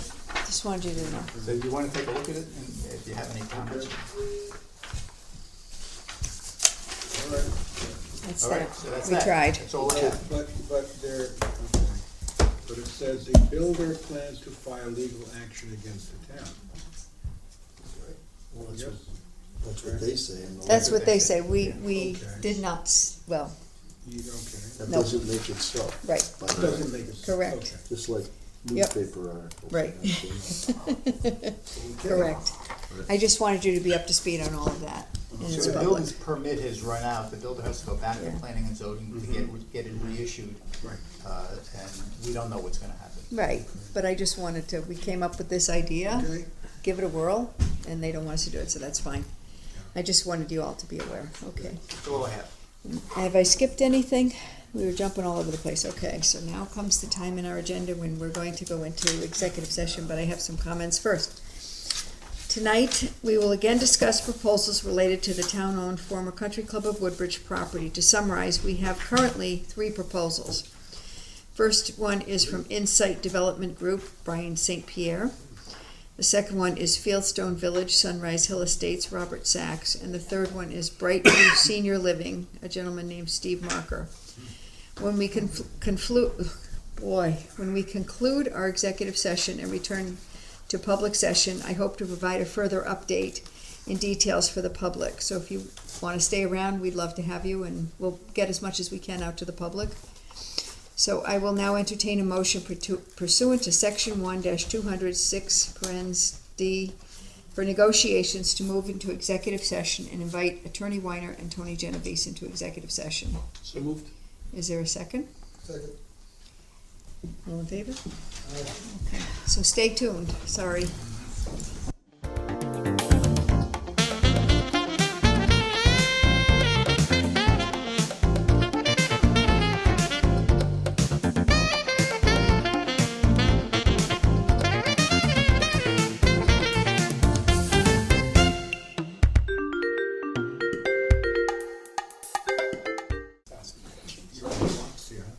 Good to go. Ready to go. There you go. Okay, thank you. Well, we discussed in executive session the 3 proposals that I mentioned to you. The third proposal with Brightview Senior Living is a proposal, as I had mentioned before, related to an assisted living facility with memory care unit. And it's, I believe, the feeling of the board at this time that we're not going to proceed with that proposal. You said I could say that, right? Yep. Okay. You already did. I already did. Oops. You know. So at this point, we have a proposal from Insight Development Group, Brian St. Pierre, who happens to be in the audience, and Fieldstone Village, which is Robert Sachs, which is also the Sunrise Hill. He will name it Sunrise Hill Estates. In reviewing the 2 proposals, unfortunately, we still have to get further information from the 2, number 1 and number 2 proposals. So we're going to continue this on Wednesday, November 8th. No, I'm saying 28th, sorry, I'm so tired. We'll have a special Board of Selectmen meeting and continue. We're going to get some information from Brian, and we have some other questions to ask of Robert Sachs of Fieldstone, and then we will talk to them again and then come out of executive session. That meeting will probably be an executive session because it's more negotiations, see what they give us, and we'll give you what we can after that. But unfortunately, because we did not come to, we needed more information in order to negotiate, we can't make a vote tonight on what we're going to do going forward. So my apologies for making you stay, because I thought it was going to be, but I can't. So that will be a public meeting, November 28th? It'll open in public. We'll probably have some executive session as part of it, because it's more negotiations, which I love. No, and then after that, we'll have a, bless you, we'll have hopefully a public session at that point, but I can't tell you what we're going to do until we have it. So thank you for staying, and I'm sorry it's so late. But thanks for hanging in with us. Thank you. May I ask one question? Okay, guys. Here's a question. Oh, I'm sorry. May I ask one Yes. question? Yes. Have Fieldstone presented their proposal to us yet? At No. one of these No. meetings or No. public? No, they have not. No. Are That's- you going to ask them to do that? Yes, we're asking for more information first, because we haven't even gotten everything we need from them. They've presented interest, but nothing in detail. Right. Brian presented. He has. He has. He's been here. He's been here. Just wondered if I missed it. It's okay, not at all. Thank you. Yeah, oh, in the. Sorry, it was, Thank you, adjourn. Yeah. Let me write that down on my notes. Yeah. happy Thanksgiving. Can we have a motion to adjourn? Second. All in favor? Aye. Aye.